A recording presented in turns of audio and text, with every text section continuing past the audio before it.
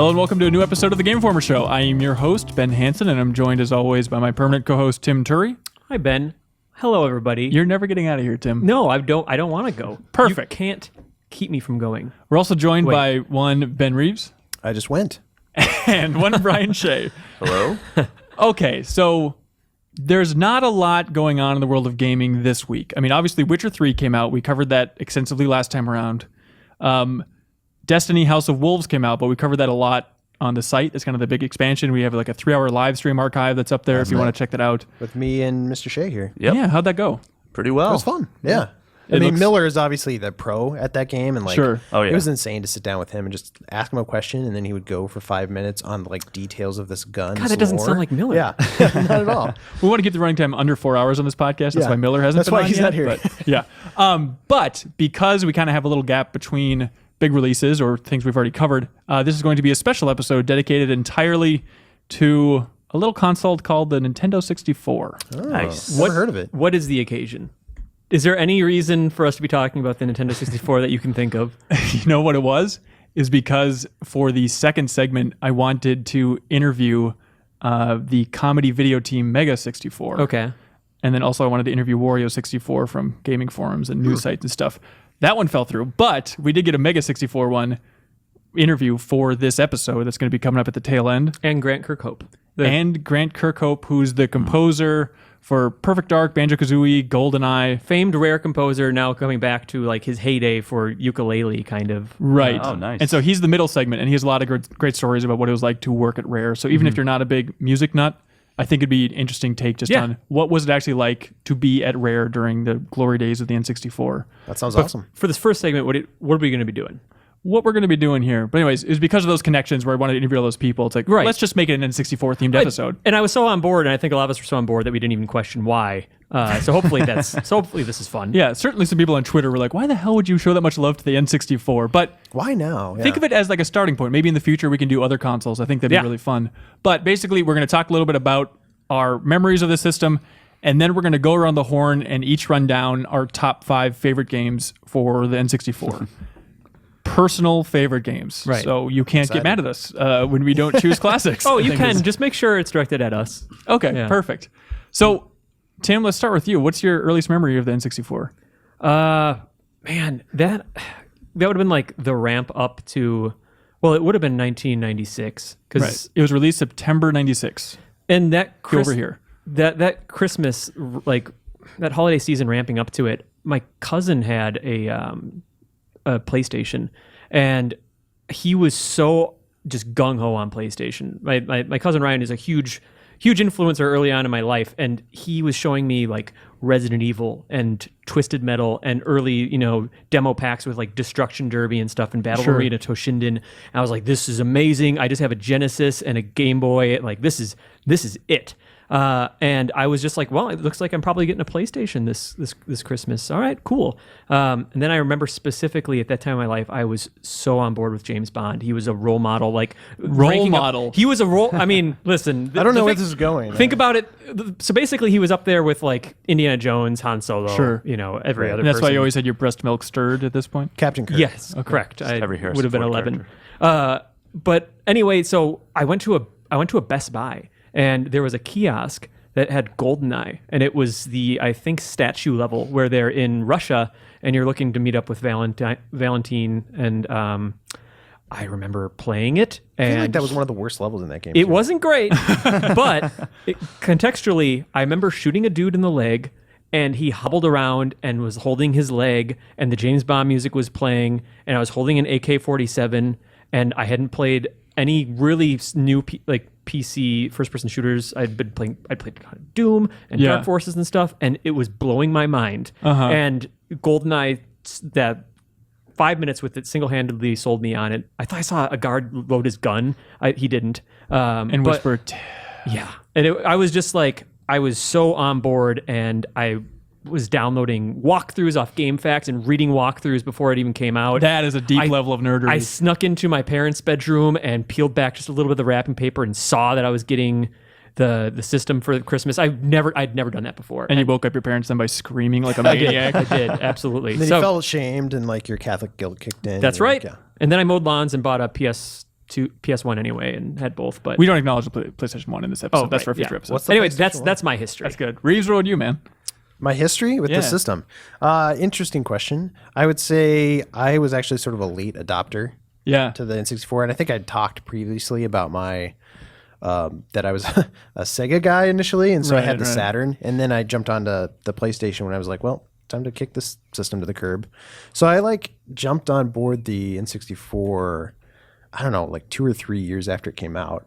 And you just get caught up on all those great games. Yeah, and then there was a ton of games that I had to play, which was awesome actually. And Goldeneye was one of the games that my buddies started playing, because we kind of made fun of the N64. We were in early high school, so it was we don't need that. Which you're just making fun of a system because you don't have it. Is Sure. the only thing you're doing. Trying to rationalize it. Right. Trying to rationalize. No, I'm good with this because it's the better system. But then we our friend of ours had an N64 and Goldeneye, and so we were obsessed. We'd always go over to his house on weekends and play all day. So that was the kind of the turning point for me. I was maybe I do want an N64, and so then, there were other games like Mario Kart and other stuff I'm going to talk about that I was super excited to play and did play. Yeah. I needed to correct real quick. It wouldn't have been 96 that I got it, because it would have been whatever year GoldenEye was. Was that 96? Are you 98? scared your Came out cousin's going to write in? Super No. I was just, that would have been the year, whichever year that. I want to say it's coming out. 97. The release date wouldn't have Yeah, matched Probably up. a year later. Something like that. Anyway, Mr. Shea, All right. welcome to the podcast, by the way. You haven't been on the new format. Yeah. You're always welcome here. Oh, well, thank you. but just specifically when you're invited on. Also, when they're not recorded, you can come down here whenever you want. I actually have done that. Cry into the microphone. So I actually don't remember how I got my N64. I think it was a Christmas gift, maybe. I think it might be the only console I don't remember how I got. Interesting. Sounds a little fishy. I do remember having these get-togethers with my friends because it had the 4 controller ports. Sure. And it's not something that the Super Nintendo or the Sega Genesis had. And we would they'd come over to my place, or I'd go over to their place, and we would just play Starfox 64 or Goldeneye, 4-player split screen until 3 in the morning. what was the ratio there for Star Fox 64 multiplayer versus GoldenEye? We played a lot of Star Fox 64. Really? Yeah. That was a really fun multiplayer. If you got the good group together, and then once Smash Brothers came out and Mario Party, those games were ridiculously fun when you had a good group also. So Yeah. that's probably my best memory with the system. Maybe beating Mario 64 for the first time was kind of cool. I remember New Year's Eve, I had my cousin babysitting me because I was pretty young at that point.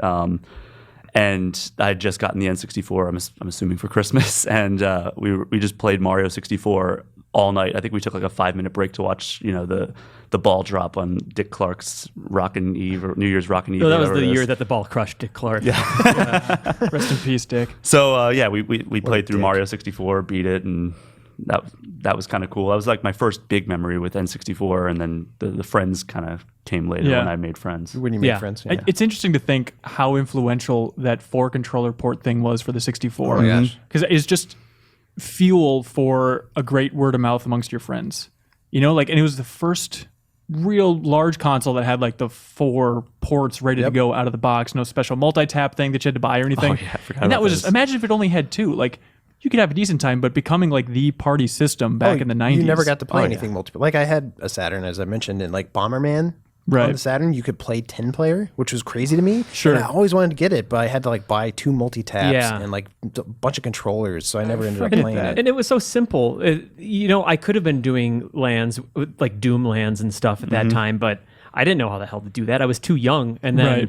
that was just so accessible. And then all the different colored controllers.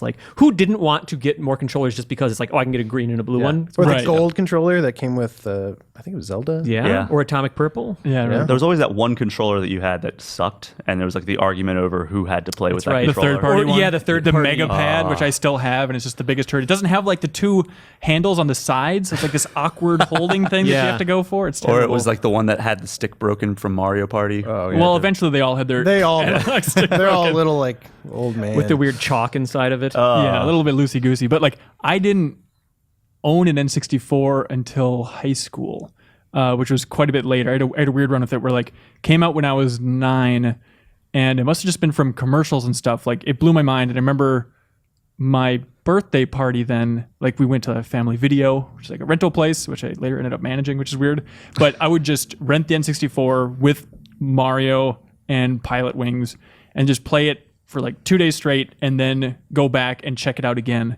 And so that was like the big thing. Is like the big exciting moment in my life was like, oh, let's go rent the N64 again. But I don't know why I never What did it pushed to cost buy it back then? I have no idea. 50 bucks? It was mind blowing to me that I could rent a system. I had no idea that was an option. It's like I was cheap back then. Apparently, my parents were cheap. It's like this is the way to go, man.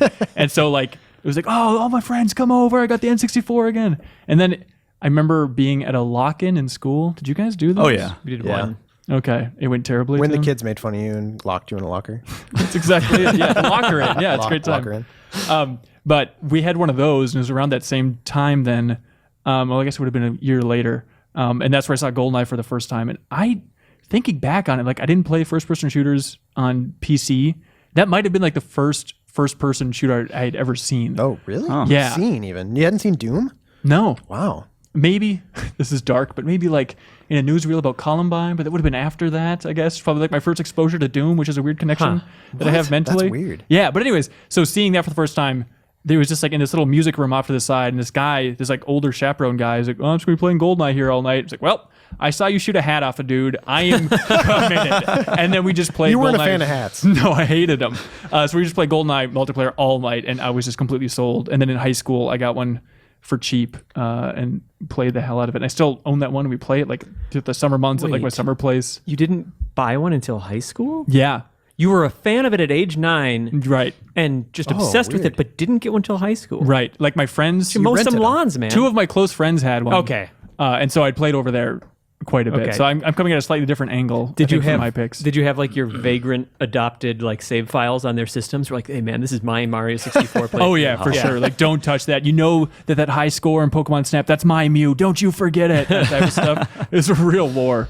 But Tim, should we start with you for your top, like your fifth favorite N64 game? Yeah, so I'm gonna do my 5th spot, and then we're just gonna go down. Everyone's gonna share their 5th, Right. and talk about it a little bit. Then we'll take a shot of I don't know how much more there is to say, but my number 5 is GoldenEye. Okay. It's interesting because it is the reason I got a Nintendo 64, but then time was not particularly kind to that game, and then additionally, like so many good games came out after that, and I was playing catch up in some way by the time the 64 came out. But yeah, it was just I had never experienced a first-person game that had objectives in that way and made Okay. you actually think critically about what you were doing. The fact that stealth was required in a lot of sequences, and having silenced weapons and everything, and sneaking around, as clunky as it was, and having to contact scientists and stuff, and like, oh, and if you do the harder difficulties, you have to do this extra little thing and make sure that you shoot out security cameras, or make sure you blow up all the barrels in the facility, or whatever the extra difficulty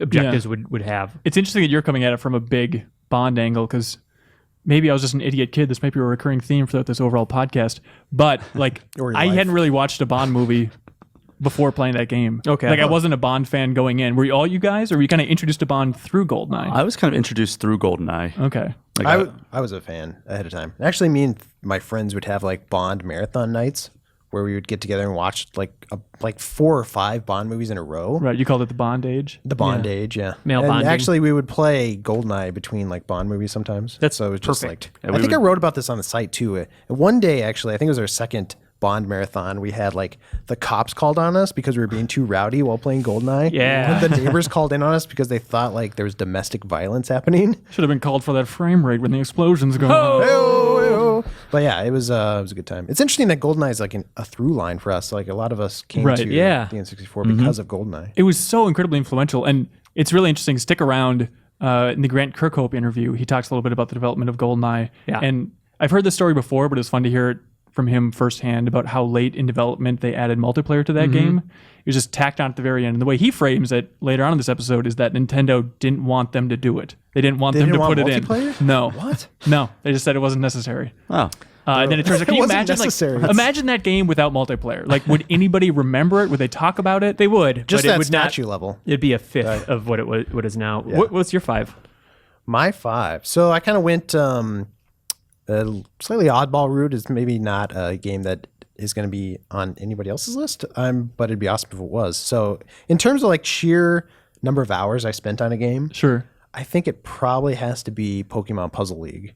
Wow. Which is- All right. And it's an awesome game. So if you ever played like Tetris Attacks, it's like it's nothing like Tetris. It's like you have a bunch of blocks that scroll up Yeah. from the screen, and you're like using this cursor to switch the order of blocks, and like you can drag different blocks in a row, and then you like match up colors, and then that makes the rows or it makes those disappear. Okay. So you're trying to match up 3. It's kind of like Bejeweled, but you can move the blocks further. If Okay. that makes sense. So anyway, I really like that. Me and my friends had just played it over and over again. Like that and Goldeneye are probably the 2 I've played the most. Just a competitive puzzle And game just- that really it was- clicked with you guys. It really clicked with us, and we had a lot of fun just like lining up shots and doing chains. And like when you did a really good chain, you would like send a bunch of blocks over to your opponent. Right. Ones they would just couldn't move pile up on top. or something, or No, it's just, okay. you could if you did a chain next to like a block that was just stone, it would turn into more blocks, and then, Okay. so that's how you would clear it out better. But like Okay. if your blocks hit the top of the screen, it was game over for you. Okay. Were you lured in by the Pokemon branding? Not really. I mean, I had played Pokemon and I liked Pokemon, but I think it was a fact of like one of my friends who was a huge Pokemon fan bought that game, Sure. and introduced it to me, and then I was like, okay. What's cool in that game I've only played it a little bit, but don't they kind of make you battle all the different gym leaders then from Pokemon? Yeah, I think in the main quest you do. Okay. Oh man. Pretty deep story mode in Pokemon There Puzzle is, League. and actually, I did start watching the show somewhere along that way, and I hated Meryl. I don't know if you remember Meryl from like Yeah. season 3 or 4. Right. And The Pokemon? No. Oh, well, You're thinking so, of Tracy who had Meryl.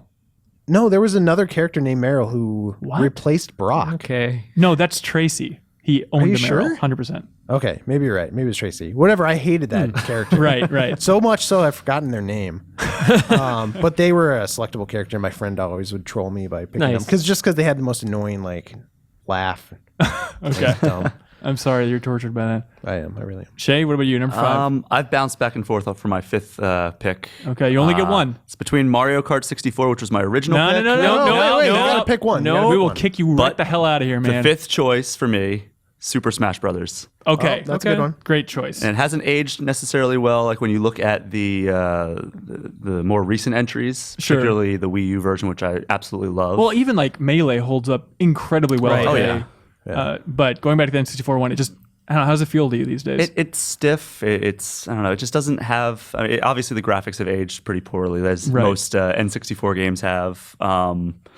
It was just so much fun, and like you always had like these fantasy scenarios when you were a kid, like, oh, you think Mario could beat up Link? Right. I mean, nobody thought he could, but in Super Smash Bros, you could really put it to the test. Or who's the better, space traveling hero, Starfox or Samus? Or Yeah, whatever. exactly. And I mean, it was kind of at that point where I was really getting even more into Nintendo games than I already was. Like, I loved my SNES, but when it came to N64, it's when I really started getting into like Zelda and Mario and the other properties. And Smash had Link's running thrust attack. That's that right. has never been back again. It was really good. You just sprint, and he'd do like this slide with his sword out in front of him, and then they switched it to just like a swipe. Oh, yeah. later on. But was that, OP.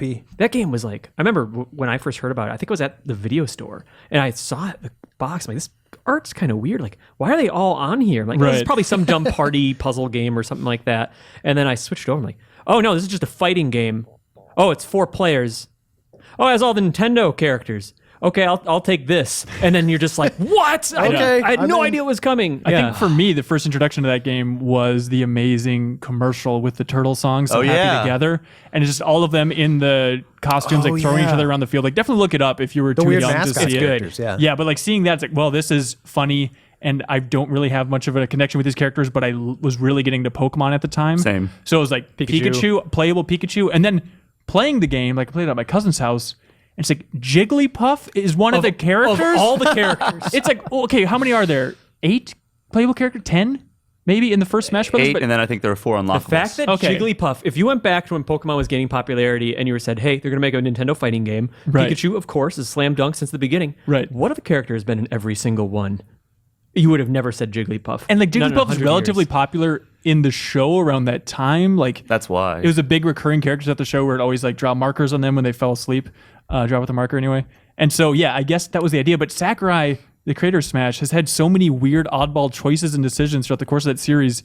I can't imagine he was that simple back then just to be like, well, it's popular in the show. It's a little synergy. Well, it time seems to- weird that it took us this long to get Charizard, because wasn't he like a huge fan favorite even back then? Yeah, he was in Brawl, but as part of like the But as the Pokemon trainer. preset, yeah. Right, right. He wasn't on his own. Yeah, he was huge in the show back then too, but I think he just wanted that oddball choice, and maybe the appeal of putting characters to sleep was something so different that it was so uneven. Might as well throw it Well, in. I think that's probably why a lot of people say, oh, well, instead of Goldine, it should have been Magikarp that kind of Exactly. flops around. But Goldine was the character that did that in the show, so that might be the explanation. I think that was just a dumb mistake because also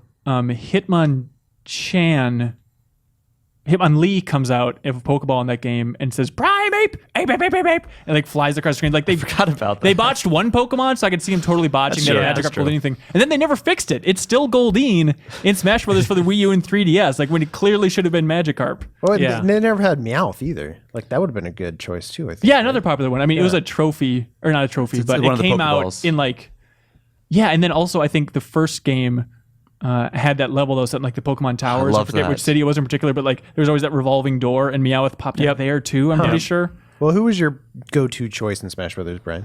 Oh boy, I was really into Pokemon. I love the fact that Pikachu actually would sound like he did in the show, like Sure. as opposed to like in the Game Boy games where it was just like, Yeah. yeah, and then, but yeah, with I always went Pikachu, and I really like Donkey Kong too because I liked his little charge Yeah, up, I like Donkey wind Kong up a lot. punch. Yeah. I never felt like Donkey Kong was super good character because I felt like Slow. a Didalon. He was too slow. And he seemed so big that but I it do seemed like his the hitbox bruiser. was. Yeah, that was probably the problem. And I think Tim and I, we both just immediately went for Link. Link. Yeah, and I assume it's because I like Link's Awakening at that point. It's like, well, got to go for this guy. And like, I really loved having that hook shot ability, and then just like pulling up close and waiting for you punched him. All the toys that he had. It's just like, okay, of course. Yeah. Ben, what's yours? Number 5. Number 5 was Goldeneye. Okay. We already got it. Good. So then do we just loop back to my number 4? That's the way this Think works. so. Smash Brothers. Really? Yep, it's Smash All right. Brothers. How did So- you first hear about Smash? No. First, I gotta but- look mine up. I can't remember. Okay. Well, let's think of like the forgotten classic levels of Smash Brothers. It's like the Zelda The castle, Hyrule, the Zelda's castle. the Pokemon Towers, and that's pretty much the only 2 from the first game that haven't returned, which are weird. Right. And maybe it's just because we all loved all those levels so much that it really stands out. There's a but- Yoshi's Island. Isn't Yeah, the storybook. the storybook Yeah, one that's with right. the tree in the middle? Yep. Oh, and I guess there's also the Mushroom Kingdom one with like the weird kind of, Oh, yeah. you know what I'm talking about, the weird castle moving Sure. pieces. Anyways, I'm glad we touched on that. good choice. Good choice. What's your number 4? My number 4, Shay mentioned it, but we didn't really talk about that much. Starfox 64. oh sure, Which back in the day, like Star Fox was like the original Star Fox was the reason I wanted an N64 or sorry, an SNES. Like I remember going to the video store and be like, "What? It's like 3D." Like it just didn't make sense for a minute. Like it was like it looked like the future to me, and I wanted to play it so bad. Right. So then. I remember it coming out, and it was like the first game that I think had the Rumble Pack attached to it, so it was like more than the other games. It was like Oh, yeah. I don't know, was But it yeah, 90 Star Fox bucks? It was a little more money, yeah. It was more bucks, basically. And but it was worth it because it was an awesome game. I remember when I finally got my N64, that was like one of the first games I went to go play, and it was awesome. I just loved rail shooters because I loved Panzer Dragoon on the Sega Saturn as well. So it was kind of right up my alley. Once you tether something like that, like a game that's solid like Star Fox and is, banking on some good memories from Super Nintendo, and then add like this new weird peripheral that loads into the controller almost like it's the clip of a gun, Yeah. and then it makes it heavier. Oh, that was so cool. And then, that satisfying click, and then the whole controller is heavier to the point that when you got used to it, like playing Goldeneye, and you went to someone's house and didn't have a rumble pack in there, just something felt off, like as if someone had handed, like you were a fencer and someone handed you a new sword, and like the balance was off kilter or something Right, like that. right. It felt like that in a way. And then the rumble was just really cool. Oh yeah, I mean, but I remember throwing those bombs down for the first time and feeling the Yeah. rumble. You're like, oh my gosh, that feels like I just threw a nuclear bomb down there. Yeah. Like, Yeah. it was really good. I mean, that was super influential going forward. I mean, has there been any controller since then that hasn't had? PS3 6-axis I guess controller that's true. before they went back on Rumble's it. pretty last gen. Yeah. 2 gens ago. Brian, what's your number 4? My number 4 is Goldeneye as well. Okay. All right. All right. Perfect.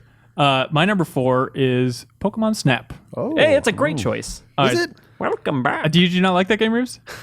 I just Oh, remember yeah. losing to was it Jeff? Super Replay Showdown Or was it did I- Dan? oh, it was Dan. Dan, Yeah, Super Replay it Showdown was like 2012. the first year. versus Mew. Yeah. Yeah, so it was the Mew High Score Challenge, which is a fun video to go back and watch. But that was a tough challenge because Mew is in the final level, and you have to like break him or her out of his little like psychic protective shield, and then That has terrible By glare, by the taking way. pictures right. of him. Well, you throw apples at the psychic that's shield to be fair, and then you have to keep throwing pester balls or apples to keep them spinning so you can get closer. And as you're like speeding up your little cart, so you can take that picture in time. And it's so fun though to get into like nitty gritty high score chases with that Mew level in Pokemon Snap. But What kind of game was that? That is- classify that as a shooter. this is the ultimate question: what genre is Pokemon Snap? I think it's a sim.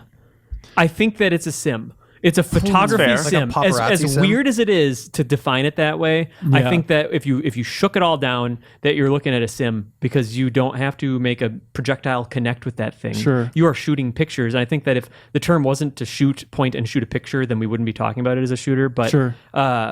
yeah, man, that game was such a damn surprise. I picked it up and like I expected nothing from it. I think I saw the kiosk at Blockbuster that allowed you to Great bring in- marketing for them all over Blockbuster. yeah, and like you could bring in your memory card and print off your best pictures and stuff and bring them home. I completely forgot about that. Yeah, it was wild. But that game, it was such an awesome showcase of like even more so than like for me like Pokemon Stadium, which was like, hey, you want to see your favorite Pokemon in 3D, looking Right. good on the N64? It was like that, but it just felt more like a episode from the show or something. Sure. It just felt like you were knee deep in a 3D Pokemon world. Yeah, definitely. It was the first Pokemon game released on the N64 is what the commercial frames it has. And I remember seeing the commercials and being a huge Pokemon fan at the time, and just my mind went nuts. Like, you can just walk around the world of Pokemon. And like, I like taking photos right now. That sounds great. Well, no, you can't walk around the world. It turns out you can't. You're stuck on rails And just in that little cart. The puzzle elements of like what to do Right. in the like, I couldn't get a good shot of that, Kangaskhan or whatever it was, Right. And just trying to like make things come back with a different ball, and then you can make it so that this thing appears, and It's really a Metroidvania. I agree. No, but it was fun to be like, okay, I know there's a giant waterfall in this river level. How can I possibly do something with that? It's like, oh, it turns out you have to hit a Magikarp as it's jumping out of the water, then go over to a Mankey. It then punches the Magikarp over the mountain, which then causes it to evolve, and then the Gyarados comes out of the waterfall. But as far as like the genre thing, I just have to go with like a hybrid of first-person shooter puzzler. yeah, I guess is the Yeah. best way. It's It was all on rails, right? It's all on rails, yeah. So it is kind of like a rail shooter because you're basically aiming and Yeah. clicking a Right, button. right. You're just not killing them. Yeah. But it's just such a weird concept. I was amazed the last time I went back to it, which I think was probably that showdown. Like in prep for that, I had to play through it so I could get to the Mew level.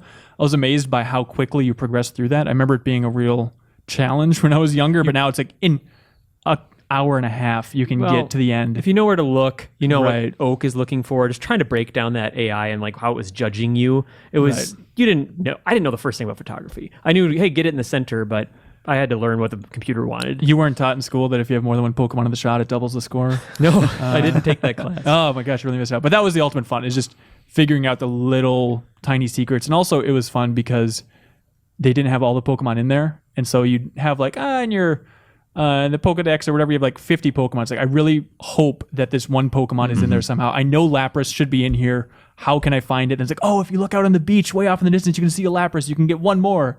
But that was a bummer, I remember, is that they didn't have all 151 Pokemon from the original generation in there. But tough. yeah. But that game made you want to work with cameras, right, Ben? Made you become like, I think I I'm like gonna cameras take before that, but pictures. that might not be too much of a stretch. Wow. Like that probably made me fall in love with photography a decent amount. That's yeah. awesome. Yeah. thanks, Nintendo. My number 3 is a game we'll be talking about a lot later on. It's a game that people have been thinking about a lot lately. It's Banjo-Kazooie, which for a long time, like leading up to just, I don't know, a few months back, I was maintaining that Banjo-Kazooie was a better game than Mario 64, and it did not shake out that way here. It's Banjo-Kazooie, for me, I remember, I've talked about this before, but Nintendo sent out these promo video VHSs. You just get it in the mail, and I think they did one for DK64 or something like that. Right. And it was just John Lovitz talking about Banjo-Kazooie. Oh, what a nightmare. And I was just like, John oh my Lovitz? God, it's like Mario 64, but there's more things to collect, and he's got this bird in his backpack, and he can go faster, and you had way more moves than Mario did, and you had Mumbo Jumbo, who was this awesome, super well cool designed like witch doctor that would turn you into different things. I mean, obviously a lot of people know about and been thinking about Banjo-Kazooie because of the ukulele Kickstarter that passed like $2 million a while back. And it just all the different worlds were so much fun. It was very clear that you needed to collect this, and that, and the hub world was so well done. The way it would fold back in on itself, and Did you like having a million different collectibles in that game? I think that was for the time one of the best balances that they had. Going back to it, it feels like a little much, but right at that point in time, it was the perfect amount of collectibles I wanted for that good of a 3D platformer. Well, the second one had even more. Yeah, which and is even crazier. and added way more distractions, like first person sequences, and there, I've tried to go back to 2E, Yeah, and 2 is hard to go back to.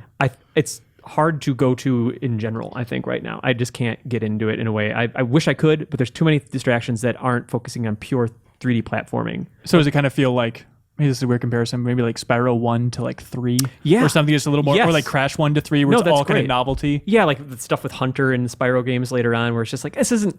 I like pure Spyro gameplay. And in this case, I wanted like pure Banjo-Kazooie had its. Get down to like the nuts and bolts again. Exactly. Banjo-Kazooie had its little side steps, like, hey, get the speed sneakers and chase around and like be a crocodile and eat these little grubs that pop up. And Sure. But they weren't as many as they were in 2E. Not saying 2E's a bad game. It's just not nearly as good as Kazooie for me. But the first one's the one that ended with that quiz, right? Yeah. Which was total garbage. It's not like- good in hindsight. Yeah. Unless you are meticulously going through looking for Gruntilda's sister and taking notes and really paying attention. Like, I think we all took notes on Gruntilda's sister. when we were obviously, we playing all knew it was Banjo-Kazooie. coming. Yeah. Yeah. But isn't that a stretch goal then for ukulele? Oh my God, yeah. The quiz thing? It is. Yeah. Oh, it's like coming back. Oh, gosh. I hope it's optional, or if you start it, because like they might make it better. I was thinking about that this morning. I'm like, God, I hope they make an optional thing for the quiz from ukulele that I don't have to do it. But what if they do it better than they did and it's really fun? Sure. I just want them to have like a emergency abort button if you start to hate that thing. Why Yeah. do they even, do some people love it? Why are they even bringing Some it back? people, to I begin tweeted with? about that not that long ago, be like, why would you do this in this Kickstarter? Why is this a goal? Why is this a reward? And there were some defenders of that quiz from Really? Banjo-Kazooie. I remember renting that game when I was at my grandparents' house one time and playing through that, and I got to the quiz and I was like, "What is this?" And Yeah. I mean, they didn't have internet or anything, so Right. I was just stuck. Yeah, it was rough. It's a bummer. Did you like Nuts and Bolts? A little off topic. But No, I Really? didn't, because I was looking for more Banjo-Kazooie. I need to separate. different. I need to Yeah. separate myself from my expectations and go back and appreciate. It's a good game, Yeah. but for totally different Yeah. reasons. Sure. Reeves, what are you at for number 3? Number 3 for me is another great multiplayer game, Mario Kart 64. I was hoping that somebody would include it on their Yeah, list. Okay. yeah. Well, your wish is granted, my Nice. son. So yeah, that was another one that I played a ton of hours in, and I love the original Mario Kart 64 on the Super Nintendo. Right. It was a game that I never owned. On Tim's the Super laughing at you Nintendo. because he said Mario Kart 64. yeah, it was weird that The they original had, Mario Kart 64. It's really on the odd. Super Nintendo. I mean, it makes sense now that Nintendo makes those kind of headlines or Right, those titles right. for their games. But, But yeah. now, yeah, they always did that with the N64. It was like 64 added to whatever. Their only game on was. 64. Right. But yeah, it was everything I loved about Mario Kart, but better. You know, so it was like, because the original Mario Kart was the weird thing where it was like split screen. That map took up half the screen. I don't know Sure. if you guys Oh remember yeah, that. yeah, I do remember that. It was super weird, And everything was flat. everything was flat. So this was like fully realized 3D, and you could play it 4-player because we've previously talked about, and it was a lot of fun. I went back to Super Mario Kart on Super Nintendo after playing Mario Kart 64 extensively. My friend had a Super Nintendo at like the warming house at the hockey rink he worked at, and he had a bunch of games set up, and I'm like, let's try Super Mario Kart. Like, how did anyone play this, was my thought. I'm like, you have to just sort of like be squinting at it, and like really, it's just not easy to play. Yeah, you're talking about the original. Yeah, going backwards back is rough. We're going back is tough. Yeah, even like then the GBA release, which was kind of in that Super Nintendo Yep. style again. It was even like I have that on my 3DS on the Ambassador program, and that one's tough to play. Yeah. That's a good game. And also, but Diddy Kong Racing was really fun. Some people hate Sure. it, but it was still really I really good car love racing. that. Yeah. Yeah, that was Underdogs great. like it. Yeah. Didn't quite make my top 5, but Yeah, I mean, I really, picked really Mario enjoyed Kart it. 64 And for the a level, reason, but- the levels in Mario Kart 64 were incredible. Rainbow Road, Bowser's Castle was so cool. One of the best. Yeah, really awesome levels. Cool. Brian Shea, what do you got, man? My number 3 is Starfox 64. Okay. Good choice. Solid one. choice. My number 3 is Super Smash Brothers. So going over to you, Tim. Oh, wow, that was fast. My number 2 is Mario 64. So, Really? yeah, it beats out Banjo-Kazooie by By at least 1 point. at least one little pip. But I mean, Oh, you got the Pip in that game. it's like, what hasn't been said about Mario 64 at this point? I was thinking back on it and comparing like Banjo-Kazooie to Mario 64, and God, like no real tutorial. Just go in there. Like this Right. character is fun to play with. It is a blast to control this character in a 3D space, and you learned just by tinkering around. Like, oh, I can grab a tree. If I climb to the top, he does a handstand, and I can get So even cute. higher. Yeah. You never forgot that because it was so fun to do that and so Right. freeing to jump that high into the air that you just had like this innate desire to climb to the tops of things. First level Bob-omb Battlefield, it's just like, hey, just get to the top there. There's a guy up there, and just like the feeling of seeing that thing in the distance and all the fun obstacle course kind of stuff that just like reminded me of like. It was super fun to get to high spots and just know where you wanted to go and run to it in a 3D space. But at the same time, Mario 64, one of its weaknesses, I think, in hindsight, this is a personal opinion, is that it feels like it doesn't have as much of a visual identity as earlier N64 or Mario games. It feels like kind of like a hodgepodge of 3D models that none of them like really seem like It's tough to get like a stylization and overall look It that is. early in the 64 days. and yeah. that's absolutely a sign of the times. But it felt to me, I forgave it so quickly because like the design was so good, and it felt like a Double Dare course or something like that. And I just was so in love with everything about that game, going back to the objectives and getting different stars and unlocking different parts of the castle and the music. And I mean, you talked about the toy factor, as Ted Price put it in like an interview we did with him. I keep talking forgetting about that Spyro. that's like what Ted Price defined it as, having the toy factor. Right, of- like before when they were building Spyro, they played Mario 64 and they're like, oh my god, like it's just fun to run around.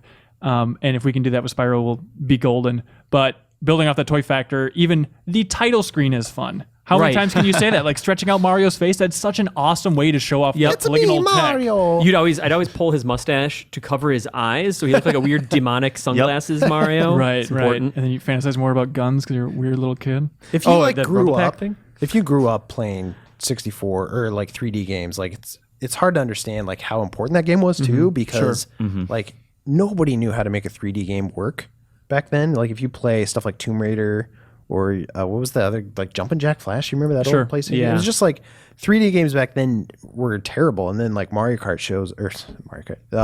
64 shows up, and it's like, oh, this is actually fun to like just control him and move around Yeah. a 3D environment. And Right. like they spent so much time nailing that it was just fun. I didn't. And you got to like jump back into those levels. Yeah. And I was at first like, I don't know if I'm going to want to like, but it's still fun to like have different objectives in Yep. the same level. It's such a cool idea Right. actually to like make the game longer, but still unique and fun. There were so many secrets and stuff, like jump through this stained glass window, or if you stand here at this part of Bob-omb Battlefield, you'll Right. transport right to the top. Or jumping up 3 times, and each time he gets a Yeah. higher jump, and jumping into the portrait for the first time just looked really cool. The secret, what is it? Is it Freeze Easy Peak? Or is that Banjo-Kazooie level? Whatever the snow level is. Sure. Slide, there's a trick wall in there that you could go through. There's just so many fun things.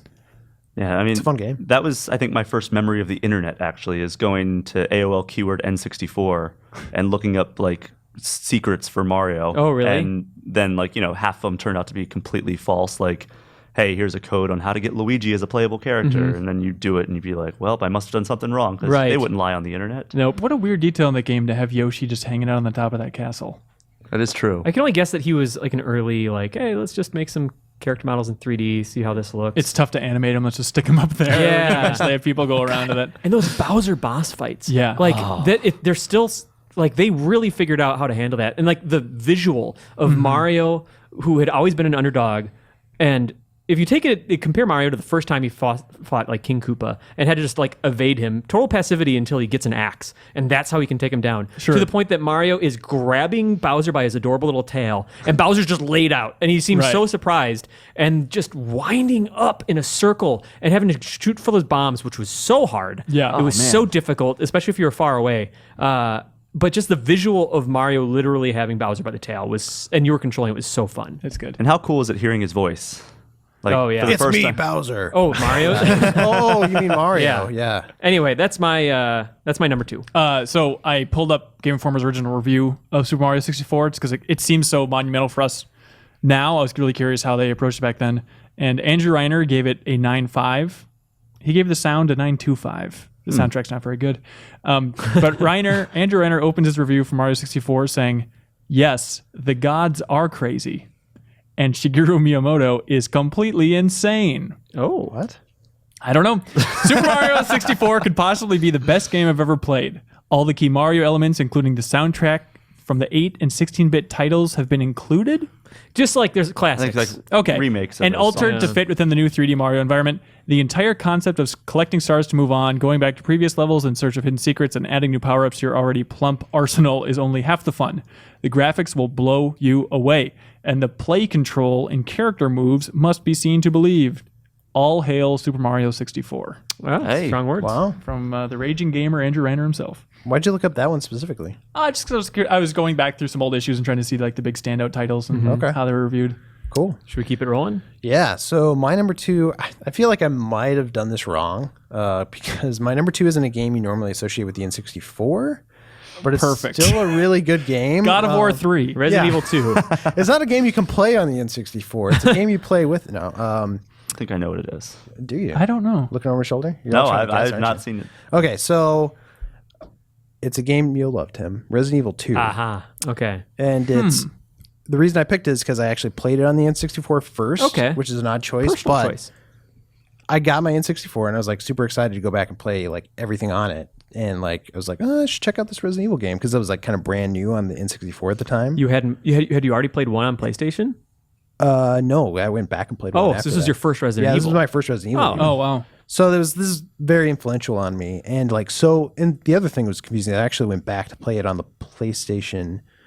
I played Resident Evil 2 on the PlayStation later on because Okay. like the graphic, like they had compressed all the video down for the N64. It didn't look or sound as good. And the video, Right. it just looked better and sounded a little bit better on the PlayStation. Yeah. But it's also confusing because you could switch between Claire and Leon. On the fly? No. You know, you would play through one game with Claire and then you'd switch over and play Sure. through with Leon. Yeah. The second Oh, time. On the okay. PlayStation, there were 2 discs. Right. So you could choose who you started with first? On the N64 is all on one disc.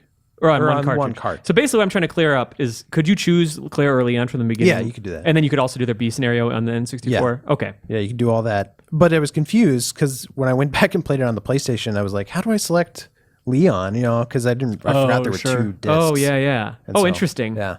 And then the defaulted to green blood on you. Did you play the whole thing with green blood? There's green blood? Yeah, and purple. Was I there? think. Yeah, all Or those blue. old I games. don't have- remember that. Oh, that's why part. boys and girls have green or purple blood. That's right. Okay. But the game itself is amazing because it's Resident Evil. And the tank controls didn't even bother me that much at the time because, I don't know, Maybe the analog stick made up for it. the or analog something. stick was pretty good. Another interesting note is that one of the reasons I think that made it over the N64 is for Resident Evil 0 when it was originally slated as an N64 game before it moved to the GameCube, and thank Christ it did. And there was extra notes inside of Resident Evil 2 that hint at, I think his name's Billy Cohen, the kind of fugitive guy He's that the Rebecca fugitive Chambers. from Zero. So they planted seeds for this new character in Resident Evil 2 for the N64. Oh, that's interesting. Which, and was 2 the only game that ever came out on the N64? For Resident Evil? Yeah. Yeah.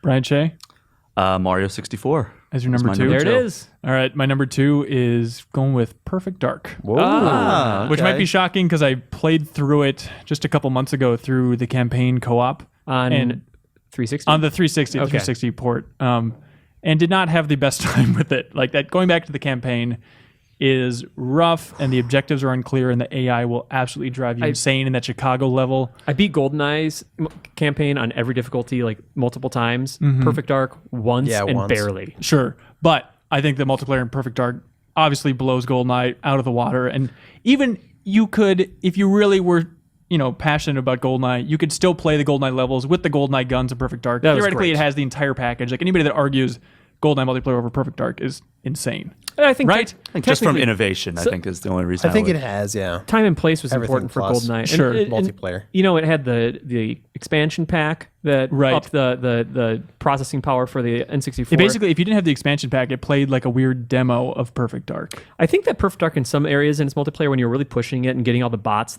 were great. Oh, yeah. And trying to, I remember having issues with some of the frame rate and draw distance issues for Sure. as ambitious as that game was. It felt like its design was sometimes not keeping up with its, its running, like it's the way it actually. I could ran. see that. Yeah, I remember a friend of mine played it before I did, and we were both big Goldeneye fans, and he was telling me about what Perfect Dark was like. And the first thing that he said, which always stood out to me, is he goes, "You're never going to believe this. Like, you can play levels outside."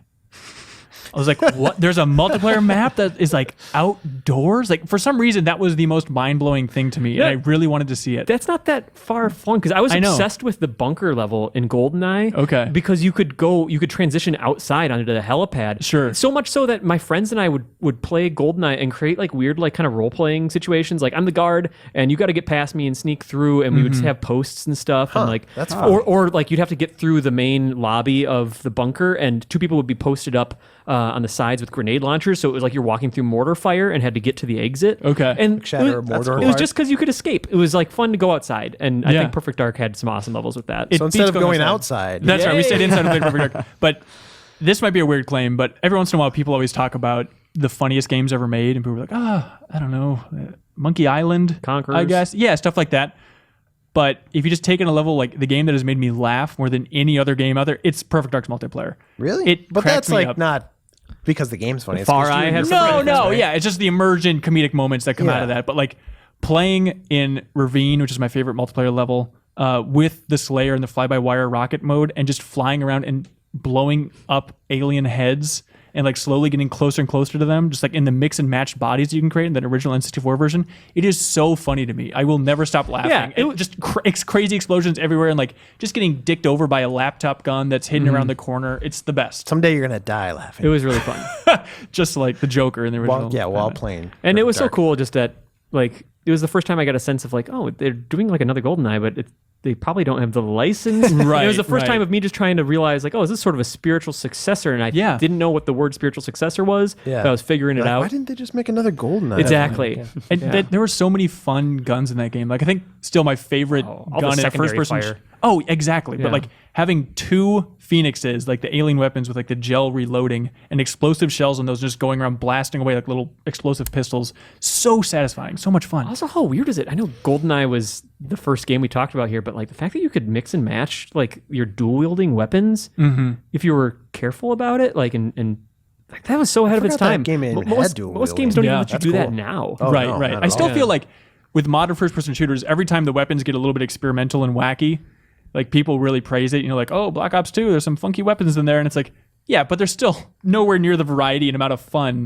that Perfect Right. Dark's weapons are. Obviously, it controls a hell of a lot better and everything like Right. that. But like, if a modern first person shooter had the variety and creativity of weapons as Perfect Dark, people would never stop kissing its Sure. ass. That game's like what, 15 years old or over Yeah, that at this point? 16, probably? yeah. Yeah, that's I guess crazy. 15. Yeah, but that's my number 2. Good one. That's Tim, awesome. number 1. What's the chances that We're number all- one's the same game? I thought about that. I think it's pretty It high. probably I mean- is. Ben Hansen's a wild card. Super Yeah. not going It's to be. probably not it. Really? Anyway, Okay. All right. my number one game on, and I was surprised by this, but I played it so many times. I would stay home sick from school to play it. I remember biking down to the Best Buy to buy it and playing so late and like ignoring all my chores that my dad was like upset with me like the first day I got it, and I didn't care because I was below the Deku tree and working on it. Like this is Ocarina of Time. Sure. Like to me, never heard of it. It is the defining. Like it's so amazing because we just talked about Mario 64 and how much Nintendo nailed 3D platformers like out of the gate Right. and hit like set this bar that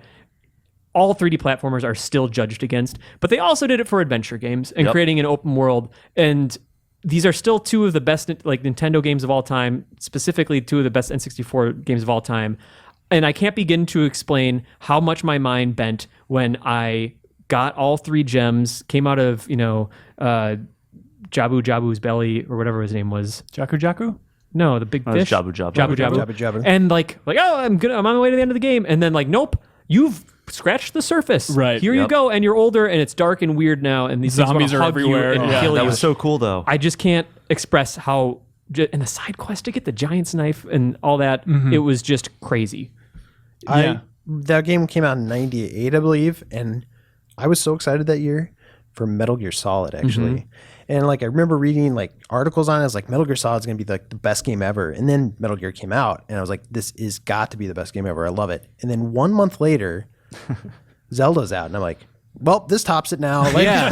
like I was like, this is that good. Like it's just a giant open world, and I remember there's like a sun, and it had like sunsets and days and nights. Oh, and yeah. Right. You're like, I've never seen this before in a game. It just like blew my mind. And then halfway through the game, you like become, you pull out the sword and you become adult Link, Yeah. and you're like, what? Like that just seemed keeps awesome. to me. layering it was more and more. More and more stuff just seems awesome. You get these gauntlets and you can like pick up boulders and stuff. You're like, this game is amazing. I just want to like keep playing it. Was it your first Zelda game? No. Okay. So I'd played the other Zeldas, but like, and I was a fan of Zelda, but like, Ocarina of Time is the one that made me a Zelda fan. I want to say. And think about how hard it was to earn Epona, and then how satisfying it was to jump over the gate to the Lon Lon Ranch and be able to just half your time around that world and finally jump into Gerudo Valley and stuff like that. Like it was insane. Like you're talking about layers, like just getting Epona was like, oh, I didn't know that could get better. Yeah. Right. Yeah. Right. Yeah, I mean, it wasn't my first Zelda game. I played the original on NES and then Link to the Past. I remember searching everywhere to try to just find a rental of that game when it first came out because it was so in demand. But it was definitely the first Zelda game I ever beat. And I just dove headfirst. I remember I was at my cousin's house and he was playing it on his, like, I don't know how shortly after release it was, but he was playing it and he was like, in Kakariko Village and going around like messing with the people and talking to them. And I was like, this is crazy. Can we go like check out some of the action? And we did that. And like we went to one of the temples and just, like you said, you were blown away by like all the stuff you could do in it. And I was blown away by the action and like the graphics at the time were incredible. And and I remember I pestered my mom on my way home from my cousin's house that day. I think we stopped at like a Best Buy or something and grabbed it. And I stayed up late like you did. Yeah. I played it all the way through. I think I may have had my friend help me with the water temple when I got to that. It's like one of those games where like the rest of your life suffers because you're playing this game. You know what I mean? Like Not the rest of your life going into the future. Yeah. Okay.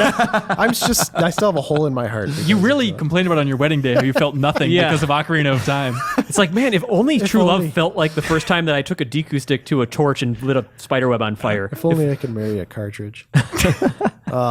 But you know what I mean, where you just like you stay up late, you're kind of tired the next day, and like you go to school and you're like all you can think about is playing this game. Yep. Sure. Like Counting it's one down of the those hours. kind of games. Yeah. I think one of the reasons this isn't on my top 5, and I don't mean to slight Ocarina of Time, like I played it, I enjoy it. But I think it was just like that big single player experience and not owning an N64. During that, it's like it was tough to like, go to a friend's place and go through it that way. That would be tough. And I guess Fair. you were kind of late in life actually getting one, Yeah. as you've said. Right. But I was reading a little bit about the game's development. Like, there's a great Iwata Asks, which is a Nintendo series where they interview their own developers about the development of this game. And it was a lot of the same team as Super Mario 64. And they were saying how, like, throughout Super Mario 64's development, they were all, like, taking notes on, like, well, it wouldn't fit within this game, but something that I think we can push the hardware to do. It's like all good ideas that wouldn't quite squeeze into Mario 64's format then were carried over into Ocarina of Time. That's awesome. But it gets crazy because apparently Miyamoto, in the beginning of Ocarina of Time, he thought that it was too expensive, and this is weird considering Super Mario 64, but he thought it was too expensive for the hardware technically to like render a good-looking polygonal model, so he's worried about rendering Link. So his solution was he originally wanted it to be a first-person game. Oh, wow. Oh, yeah. I remember really? hearing about that. Yeah. And then when you encountered an enemy, it would shift to a side perspective like Zelda 2 style, and you battle the character that way. I'm so glad they didn't go that It's, route. Yeah. it's almost like it is like fascinating. Zelda 2 in a way, where you encounter them in an overworld and then it goes to a different style of gameplay. Right. And I guess originally, like the whole polygonal Zelda, they tried getting it up and running on a Super Nintendo. Like apparently some people at Nintendo were making a port of Zelda 2 for the Super Nintendo, but Link was a polygonal character. And that was kind of like the earliest days Using, of like, the Ocarina of Starfox Time project. technology. Huh. Yeah, Yeah. if you talk, if you go back and listen to our first kind of rebooted episode, 240, what was the Dylan Cuthbert interview that we did? You can just Google Dylan Cuthbert. Yeah, anyway, and he talked about how close they were getting with, creating like a true 3D kind of game on a on Super Nintendo with like Star Fox 2 and stuff. Right. And how they didn't want to steal thunder from the N64 with Star From Fox Down 2. Under, The Thunder from Down Under. Right. Chocolate Thunder from Down Under. Anyway, it's If you interesting. Google Chocolate Thunder from Down Under, You- Dylan Cuthbert, yeah. It's not what it used to be. Anyways, but also in that Iwata asked another interesting thing, just to come at from less for the nostalgia angle, but more of the development angle. But everyone just thinks like, oh, Miyamoto directed that game. There we go. It's Miyamoto's game. Apparently, according to this Iwata asked, there were 5 directors Oh, wow. Wow. that were all working on that project. Maybe they 5 each had a stages. different. Was Onuma one That's of them? right. No, Anuma just did a lot of enemy designs and like boss designs and stuff like that. But another crazy thing that I learned from reading that, which I recommend you all do, is that apparently young Link wasn't a factor in the game until over halfway through the game's development. Really? Like just a little bit over a year from the game's release, Miyamoto said Link would be really cute if he was young. Could we get a young Link in there? And so then they added and like reworked all of this stuff to make it fit and just like Wow. scaled down the polygons. Wonder if that that- explains why it's so short compared to adult Link. Probably, yeah. Probably, but it just seems like it should have been that way from the beginning. It was Right, such a yeah. moment. That's yeah. also fascinating that there were 5 directors, because you would hear that and you'd be like, "Oh, this game's going to be a disaster if it's gone through 5 different like Right, visionaries' hands." But Now, see, I recently replayed Ocarina of Time right before I joined the Game Informer staff, actually, back That's in why we December. hired you, yeah. And I played the 3DS version, and I think that after playing that like all the way through once again, more recently, I'm pretty sure it's my favorite game of all time. Do you think the 3DS version is the definitive way to play it now?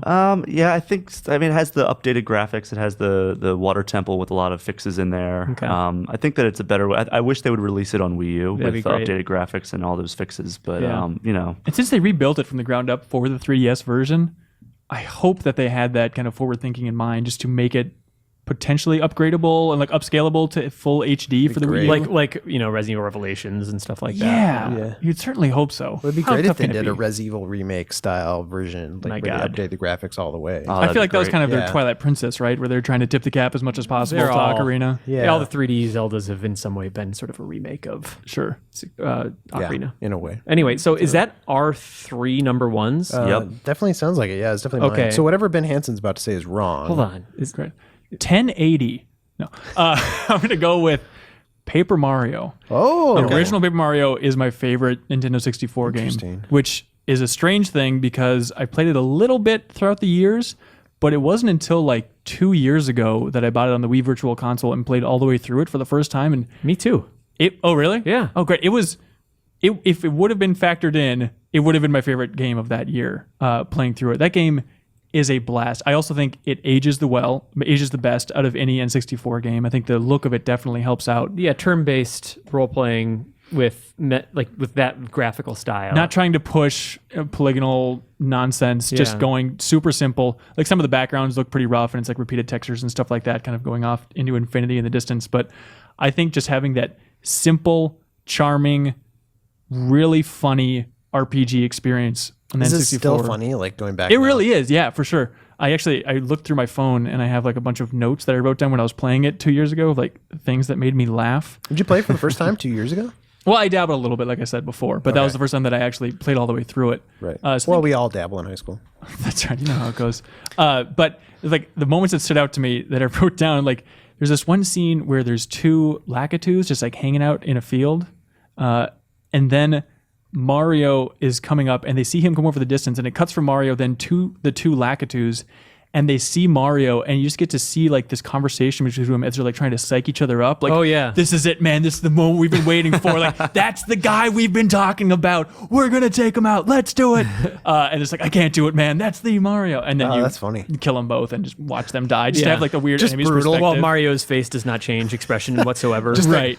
yeah. Slight Exactly. smile, Mona Lisa smile. That Yeah. game was a real treat to go back to. On like, I always passed it over in on the video store shelf. 'Cause Yeah. I'm like, God, what is this? Like, I just want another Mario. And it was so side-scrolling. late in the generation too. Yeah, and so I eventually found out how great it was, and played it on Wii and on Virtual Console. And it was just like, man, I wish more people had talked about this back then. I would have played it when it was more relevant. Yeah. The big debate now for me is I loved Thousand Year Door right when that came out. I played that one. And I want to go back and play Thousand Year Door again just to try and get that direct comparison Yeah. about which one's better. I think like this one just being a little bit simpler, it's probably going to be stronger in retrospect. Having played both of them within like the last 5 years or so for the first time, and also Super Paper Mario. Sure. Thousand Year Door and Paper Mario 1 have blurred together in some ways. Super Paper Mario I just played last winter, and it's okay. Sure. I think that the simplicity is a big, like the core game concept is so simple that I think that the simplest form of it would probably hold up the best. I would think so, yeah. But it's so much fun to go around, divided into different chapters. You're just collecting the little star bits around the world, Right. gathering new characters. Each character gives you a new ability, which you then go back to the main hub town and can use to unlock Yeah. different areas in there, like and kind of work your way through the sewers, which is kind of like the RPG tower equivalent, where there's like some pretty tough enemies down there as you slowly work your way through that. Yeah. Was Thousand Year Door the one with Rock Hawk? Yep. Damn it. When 'Cause life that's- rocks you, you rock back. That's a important distinction there. Too. He is one of the greatest characters Yeah. in Nintendo's canon. Thousand Year Door was on the Wii. GameCube. Oh, the game. I forgot about this system. Yeah. Did you play the Paper Marios, Brian? I or did not. Ron? I did not know. I recently bought it on Wii U Virtual Console, so I'm looking Absolutely forward to play it. To playing. dabbled. I would love to hear. I dabbled a bit. Okay. But did you play Mario RPG? Yes. So I played that. I didn't finish it back in the day, and then actually just bought it again on Virtual Console this year and was just playing that because I love the Paper Mario so much. It's like, well, I should see kind of the It's kind of like unofficial the precursor. Genesis. Yeah. Well, I remember when I first heard about that, I was like, Square's making an RPG starring Mario. I'm like, what? Right. It's like the first time you heard Square's making an RPG with Yeah. Disney characters. Did you play You're like, what? Did you play all the Mario and Luigi's? No, I played Inside Story and I played Dream Team.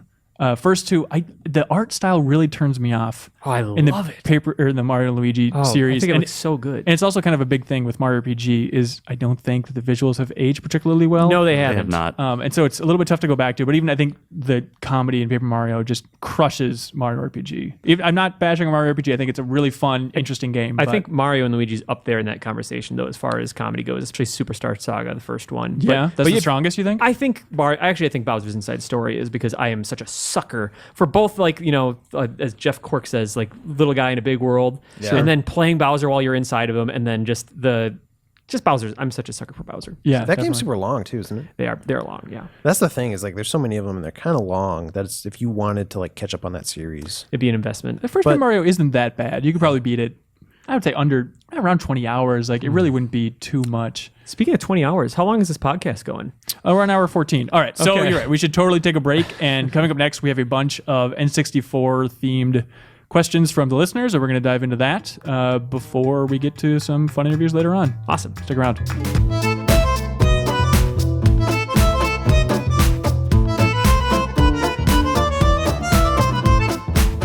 Welcome back to the Game Informer Show. So for this part of the podcast, we are going to be kind of reading off viewer and listener emails.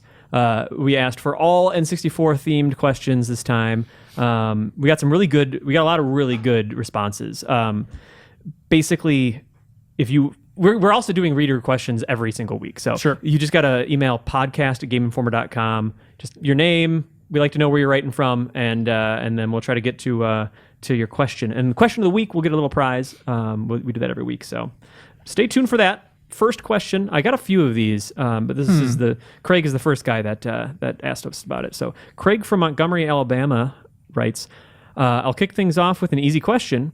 If you could give one N64 game the HD remaster treatment, which one would you choose and why, Craig? This isn't a remake. This is remastering. Just straight port.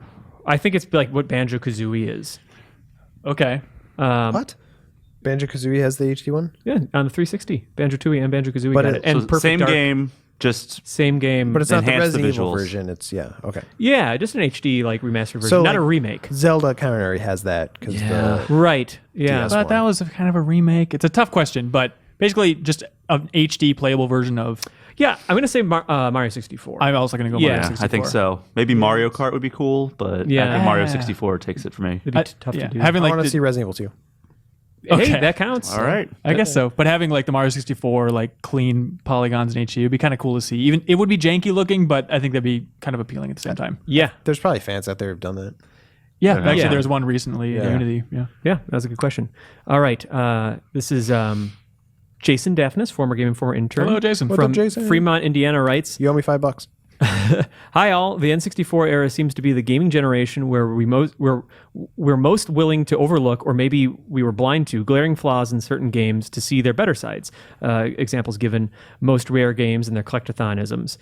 This is evidenced by playing those games today. Many of them don't hold up quite as well as other more timeless titles. My question is this: what common design trope in today's game do you think isn't seen as a flaw right now, but might be a decade or so down the road, like N64 games? Thanks, Jason. That is a tough one. That's It's tough. really tough. I don't know Yeah. if you can see Predicting it the when you're future. in the This middle of this. design trope is tough. I'm breaking out of the design trope, and I think just timing in general, whether it's kind of conversations or little bits of dialogue being triggered at the wrong moment, or I'm also going to roll in, and again, this is kind of stretching the boundaries of the question, but even like loading screens, I think we forgive a lot of loading screens, even like it's one of those things that I really didn't even notice, but playing Uncharted on the Uncharted 4 cover story, Josh Scher over there is like he's a writer now, used to be the head of animation at Naughty Dog. He was talking about how annoying it was with the constant cuts to black in between gameplay and cutscenes at Uncharted. It's like, what? And I went back and I captured footage of it. And it's like, holy crap, that's happening all the time. Really? And you just never acknowledge it. So just those little things, or even like the loading screens in Portal 2, which on the consoles is just brutal, that we just immediately look over. But just kind of the overall sense of rhythm and timing, I guess. Yeah, those are kind of, because everything just freezes.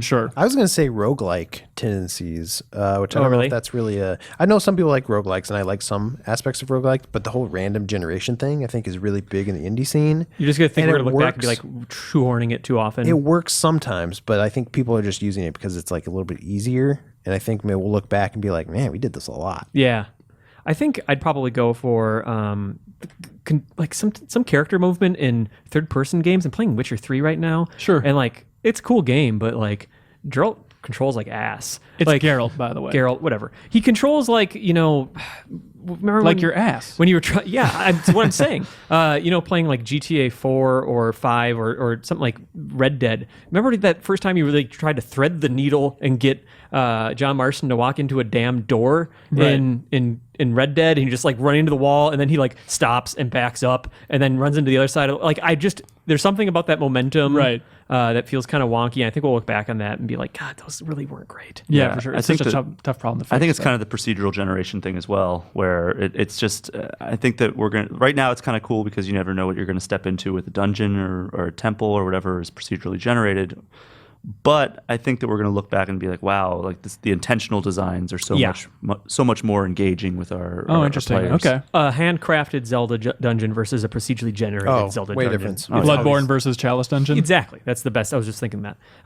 So Mike from Gore, Oklahoma says, hi, my question is to any of you that have played the first Mario Party, and did you suffer the horrible burns on the palm of your hand from the analog stick? I'll never forget the suffering both my sister and I had in literally heated competitions, Mike. Yeah, it was a real stigmata situation. I think everybody that was playing Mario Party, that was rough on the hands.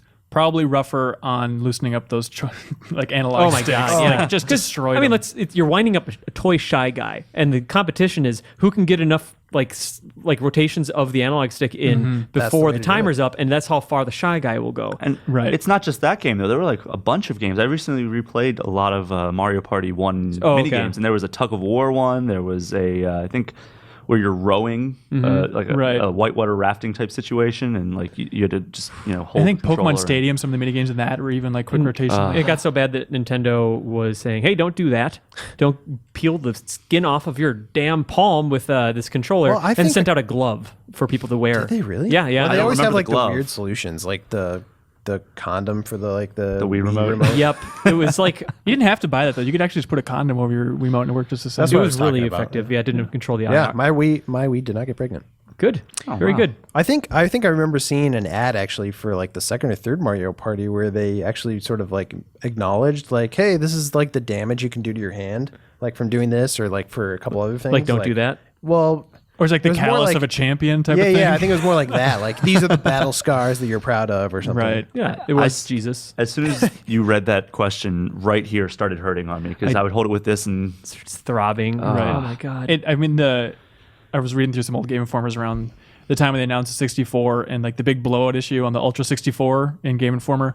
There's an interview with the creators of Tetrasphere, and in there, like Game Informer asked, I don't know who it was on the staff, asked him about like the wear and tear on the controller and how it holds up, and they're like, trust us, we've put this controller through its ringer. That analog stick is completely sound. It will not age a day type of thing. It's just funny in retrospect because every single N64 is just this floppy Oh, mess. it's terrible. Yeah. Going back now, yeah. It's like a broken chicken neck. It's like an old man's like pigtail. Yep, that's what it's like. Like that. Jackson from Grand Rapids, Michigan writes, hey guys, hope your week is going well so far. I'm Jackson writing from Grand Rapids, Michigan. Hooray for the Midwest. We're in Minneapolis. Question mark. The N64 seems to be among the most divisive consoles, not necessarily at the time of release, but more so now among people looking back. Some claim that most of its games have not aged well at all, either from a graphical or gameplay perspective. Others, however, voice praise of the many advancements made to 3D games during the era, and point to games like Mario Kart 64, GoldenEye 007, and Ocarina of of Time as some of the classics of the medium. We've never talked about those games, I don't think. My question is, what side in this debate do you and other GI editors tend to take? And additionally, why do you think this console is so divisive today? Thanks for reading. Look forward to listening, Jackson. I think personally, like, I don't think it's. I pulled this question because I don't think it's a binary thing. I don't think it's like you either have this just profound appreciation of a system and all of its games, or you are incredibly critical of it. It's somewhere in between. You can still appreciate what these games were and acknowledge their flaws. I guess I hadn't heard that it was that divisive. Maybe it's just people I run with. I think maybe like the younger generation really hold it in high regard, but I think some older folks might look at it as like, oh, that's where Nintendo's third party really started drying up. Like there really weren't that many games released for it. Like I was looking at some numbers, and apparently there were 387 games released for the N64. And the NES and Super Nintendo each had like well over 700. It's like the catalog started whittling down. And I think it just has to do with that era. The PlayStation, Nintendo 64 era is, I think, widely regarded as the era that aged the worst. I think I'd say visually, but you think gameplay wise too? I think there are camera issues across the board in a lot of ways. People were still really trying to figure that out. Nintendo, fortunately, was an example of some successes in there, like big successes. But generally, you go to a game like Chameleon Twist or Nightmare Creatures or something like that, and you might be having a hard time. Well, it was such a big shift in gaming because everything became 3D. So we had this whole different dimension we were working with, and game developers had to learn how to use it. So it's tough. I guess I just look at it and be like, I'm a little bit more forgiving for that reason. But I look back and the games he mentioned, plus other games that we talked about earlier, that generation was really solid, I think. Yeah, definitely. All right. Chris from Chicago writes, "Hi all. In my teenage years, the N64 was the system to play for 4-player games. After school, we'd put thousands of hours into Perfect Dark, Smash Bros, Rush 2049, WCW versus NWO World Tour, Diddy Kong Racing, and not Mario Party. You guys are mostly in my age group, so I'm curious which games grabbed a hold of your neighborhood. Automobili Lamborghini, Snowboard Kids, maybe even some Beetle Adventure Racing. Thanks. Keep up the good work and stuff, Chris." I pulled it because there's some deep cut N64 games in there, but one game that my friends played a lot that we haven't talked about on this one was Conker's Bad Fur Day multiplayer. Oh, yeah. And sure. all the asymmetrical stuff, like the teddies defending the beach as weird French squirrels try to run to safety past their machine gun nests, or the I love heist mode. The heist one. Yeah. We're all trying to get the money in the middle and then run back to your respective bases. Yeah, that it was fun. really cool. We played that in the Extra Life stream this year, which is up on the YouTube channel. But you guys are doing a super replay of Conker's Bad Fur Day right now, right? Yeah. Are you going to touch that multiplayer stuff? That's something I just now thought of, actually. We've mentioned the not a idea bad of idea. it. Might be fun just to dedicate some time to that. Yeah. As far as games that really captured a fun multiplayer spirit, I think we've covered a lot of them, but probably tip of the cap to episode 1 Pod Racer. Yeah. Surprisingly fun game. I played it on PC, but I still had some fond memories of playing the 64 version. Yeah. I mentioned it in the very beginning. Mario Party, Starfox, Goldeneye. Yeah. Also WCW, both Revenge and World Tour. I played a ton of WWF. No Mercy. God. No Mercy, and WrestleMania 2000 and then No Mercy. The character customization in that, even if you didn't love wrestling, it was what got me into wrestling at the time. But being able to make your own character and go through this huge list of moves and stuff, and make up your own dude and storyline and stuff, that was a game I played a lot of on N64. I remember trying to create superheroes in that. Yeah. Yeah. It was great. Fun, like Wolverine and Spider-Man and stuff. Oh yeah, that was awesome. Diddy Kong Racing we talked about. Sure. 1080 snowboarding. Yeah. Love 1080. Beetle Adventure Racing was another one, a weird one that I found myself playing a lot. Yeah, definitely. I hear a lot of love for that one. Let's skip ahead to the question of the week just to make sure we give them their due here. All right, so Kane writes, "Hey guys, a couple questions I'd love to hear your opinions on. How did the N64 compare to the PlayStation 1? What were some of the advantages that the N64 had over the PlayStation 1? What were some weaknesses?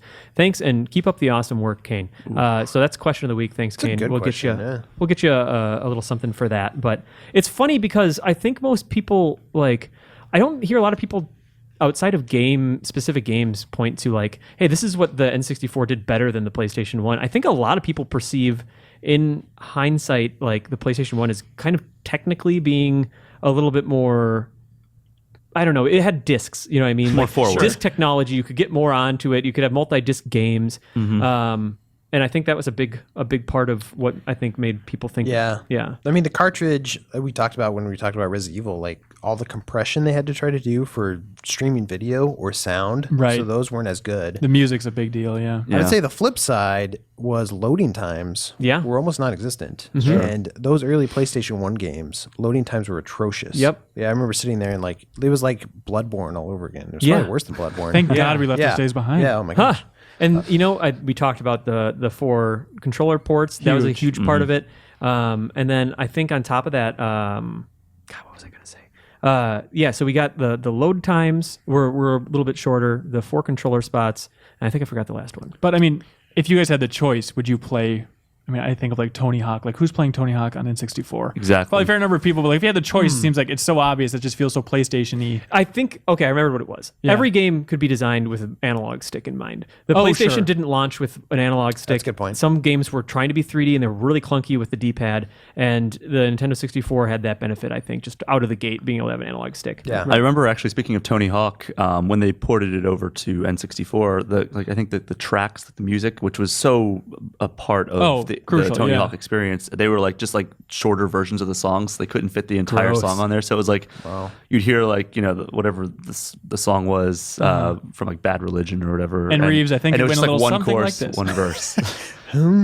And yeah, and like the other thing that Nintendo has always done better than PlayStation up until PlayStation, I would say PlayStation 3 even, is having the iconic characters. Yeah. So like there was no iconic game that was exclusive, maybe aside from Final Fantasy 7 or something like Crash that. and Bandicoot. Spyro. Yeah. But not on the same level as Mario and Zelda. No, Crash came close. Yeah, I but- agree. Crash Bandicoot. Crash was the closest they got, Yeah. I think, but that wasn't. Everybody loves Club Crash. All right. So You're crashing. that was a solid one. So Kane, thanks again. Question. Thanks a lot, Thanks, Kane. Kane. Yeah. This is Kane from WWE, right? That's right. He really didn't like No Mercy for some reason. I was Oh, surprised. that's weird. Okay. We talked about cartridges enough. I think I can skip that one. Okay. Trenton from Houston, Texas writes, "Hey there, gang. Love the new setup and the length of the podcast is quite nice. Helps my days stuck in my cube, not a GameCube, I'm assuming. Hypercube? So much nicer. But something I've always wondered about the Nintendo 64 is how come there were so few RPGs on the system? The SNES had an abundance of them. Do you think it was more of a technological issue, or were they just trying a new direction? I've always been curious and was a little disappointed at the time. What are your thoughts on the issue? Thank you so much, y'all." Trenton, the answer is Square Enix. Yeah, they made the jump. And do you guys ever see that video of like The jump to Final- PlayStation, you're talking about. That's right. Yeah. Yeah. But you see that video of like the Final Fantasy 6 characters rendered on the Nintendo 64? Yeah, it's wild. That was like No. the original. I don't know if they called it 7, but it was basically the tech demo for Final Fantasy 7. But they took the most popular characters from 6 and then rendered them, just showing what the N64 is capable of. But that never came to fruition, and they jumped ship, went over to Square. Also, I think the PlayStation started selling quite a bit better than the N64, and then when the king is over there and kind of establishing that market as the RPG market, I guess everyone else just followed suit. Well, who else was making RPGs at the time? Because if you look at all the Super Nintendo ones, like Secret Chrono of Mana, Trigger. Chrono Trigger, Final Right. Fantasies. You've Well, you- named it was- most of No, the... you have Enix back in the day. That's true. I mean, making a fair amount. I think that's true, but I think Ben named probably some of the biggest. Those are the highest Sure. profile. Aside from Yeah. like what Earthbound, which was Nintendo's in-house. Sure. Right. That was all Square. And Right. like we said, they moved, and so then for some reason Nintendo didn't really pick up the You ball. had I guess. Quest 64. Yeah, I remember Quest Paper 64 Mario. was a big deal, Yeah. Yeah, Paper Mario. And and Quest probably 64 did not play that well. No, it wasn't. Quest 64 was closer to a traditional RPG that people probably would have wanted on that system. Paper Mario it definitely is an RPG, but it wasn't the scale and scope I think that most people were associating at the time with like an amazing RPG. You're not saving the world. Yeah. Right. So that was an awesome question. We did get question Zelda. too. Kevin writes, were there any games that actually used the L button or D-pad? Kevin. The answer's no. No, yeah. Beyond, Those buttons actually weren't hooked up to anything. there's a couple examples They I didn't think even of. work, yeah. One is the weird one where we are replaying Conker's Bad Fur Day right now in N64. The L Oh, button yeah. skips Yeah. cutscenes. That's right. Perfect. Oh, weird. How'd you find that out? There's no risk of you accidentally hitting it, which is nice. Yeah. Yeah, because you're nowhere near that side of the controller. Yeah. Mischief Makers on N64 use the D-pad primarily. Tetrasphere, which I mentioned earlier, also uses that layout. I always loved switching it up at a certain point. Like, I'm going to move my hand from this middle stick to the left stick. And it's Yeah. like, it's like, It felt weird. yeah, it was just like feeling like a whole different controller. It was very odd. Yeah. Yeah. I think some fighting games may have some of the 2D ones, but okay, that was a good one. Andy from Mississippi writes, "Hey guys, my friends and I played a lot of Goldeneye, who didn't, and Turok 2 multiplayer, and it was a result of playing Turok series. As a result of playing the Turok series, we prefer to use the C buttons for movement. I will defend the layout being the best to use on the N64 first-person shooter until I die. Yeah. Did any of you switch to weird controller layouts in other games because you were used to layout in a different game? Thanks, Andy." Well, I definitely use the C buttons a hell of a lot. Like I remember when I went to college, I brought my N64 and we played a lot of Perfect Dark multiplayer in like a strangely competitive way. And then I would always use the C buttons and no one else would use that to You could strafe. use them to strafe? Yeah. And it's like use if you just those. have that movement, you're just going so much faster and you can just annihilate everybody else. Yeah. That game, you didn't need to do a lot of like vertical movement. Well, it was also the gun would auto aim for you. Right, so- that's what I'm saying, Yeah. is that auto aim, so you didn't really need to do a whole lot of this movement, like right. vertical. It's really weird. Like, you go back and I remember seeing all the crazy alternate button configurations that GoldenEye had. And then eventually I'm like, oh man, now I got all these controllers. Like I could play with two of them. And I remember playing Medal of Honor for PlayStation 2 or PlayStation for the first time. And I used my DualShock. I'm like, I have two analog sticks here. This is amazing. Maybe one of those GoldenEye layouts was essentially holding two controllers like they were, a PlayStation DualShock. That would've been cool. Right. And I went back, none of them were like that. None of them had it so that the left analog stick and the left controller would be completely movement and that the right would be free aiming. But None of them. I mean, you could use the two controllers in Perfect Dark at least.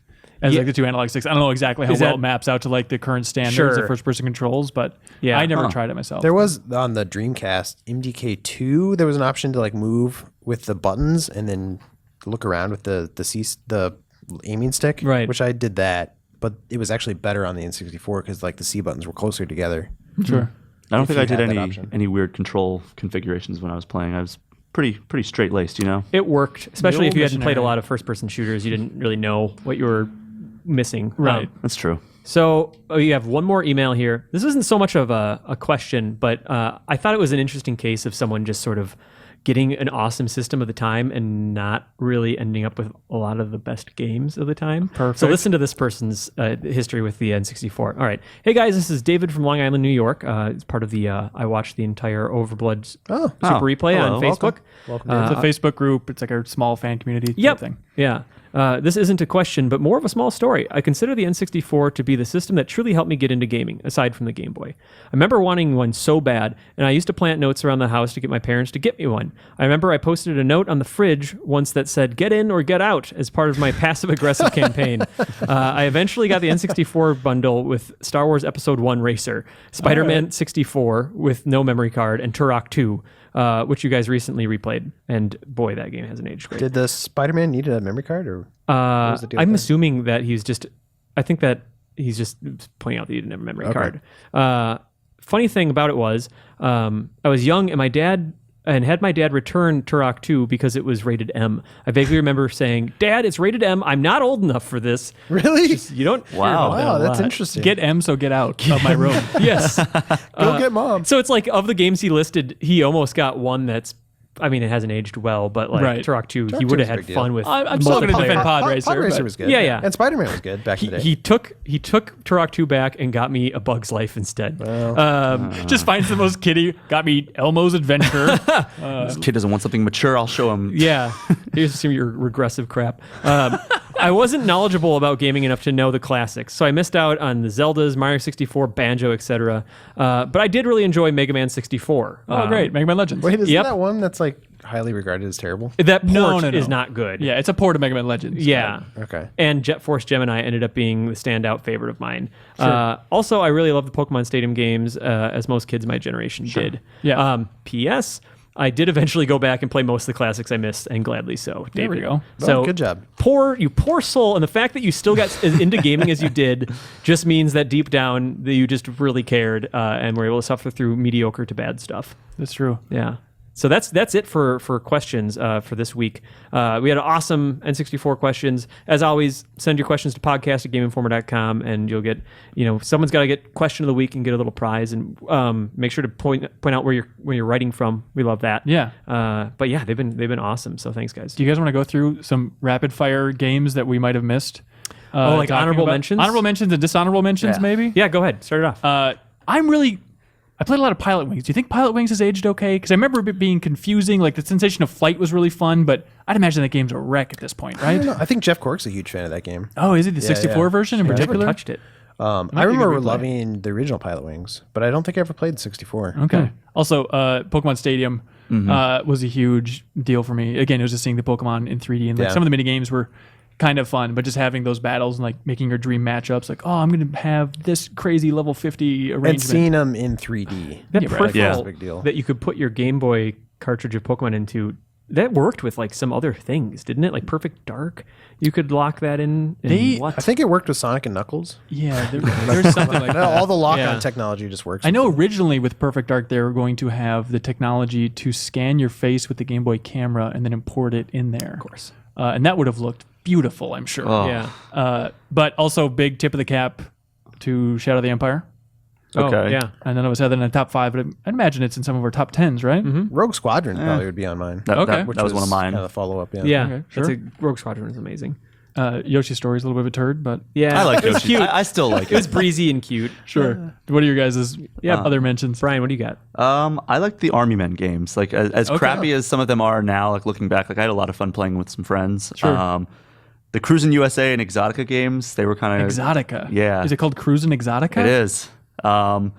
I got into baseball through baseball games, so I really enjoyed Major League Baseball featuring Ken Griffey Jr.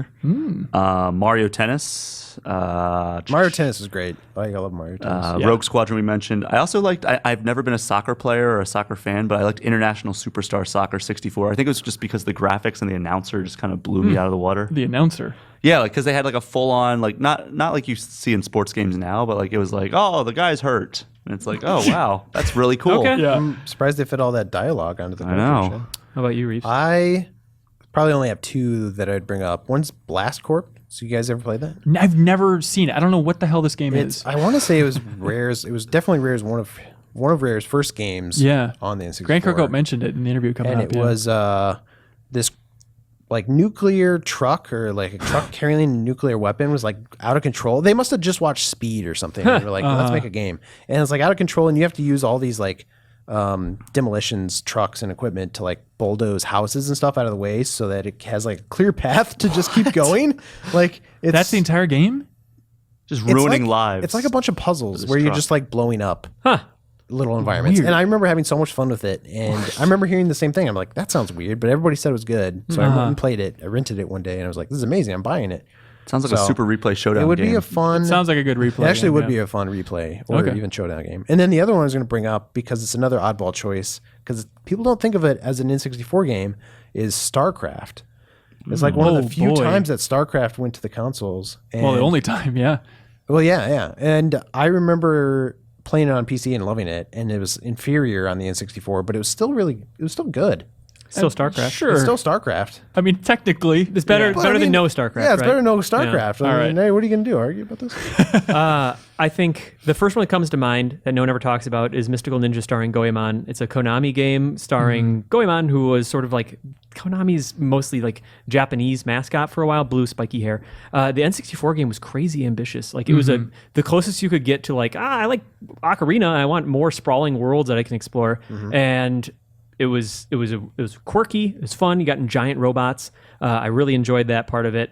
You should check that out. And then I also really loved. Well, the next one is sort of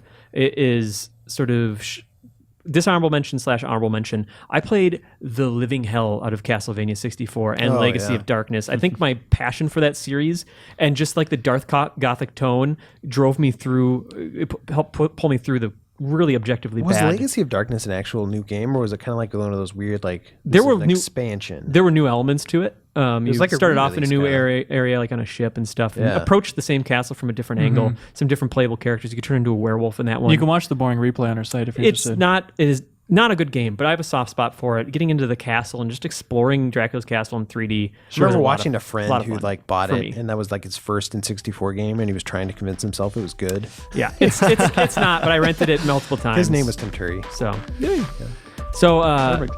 yeah, that was that's our reader emails or listener emails. So podcast@gameinformer.com, and stay tuned for interviews with Grant Kirkhope and Mega64. There we go.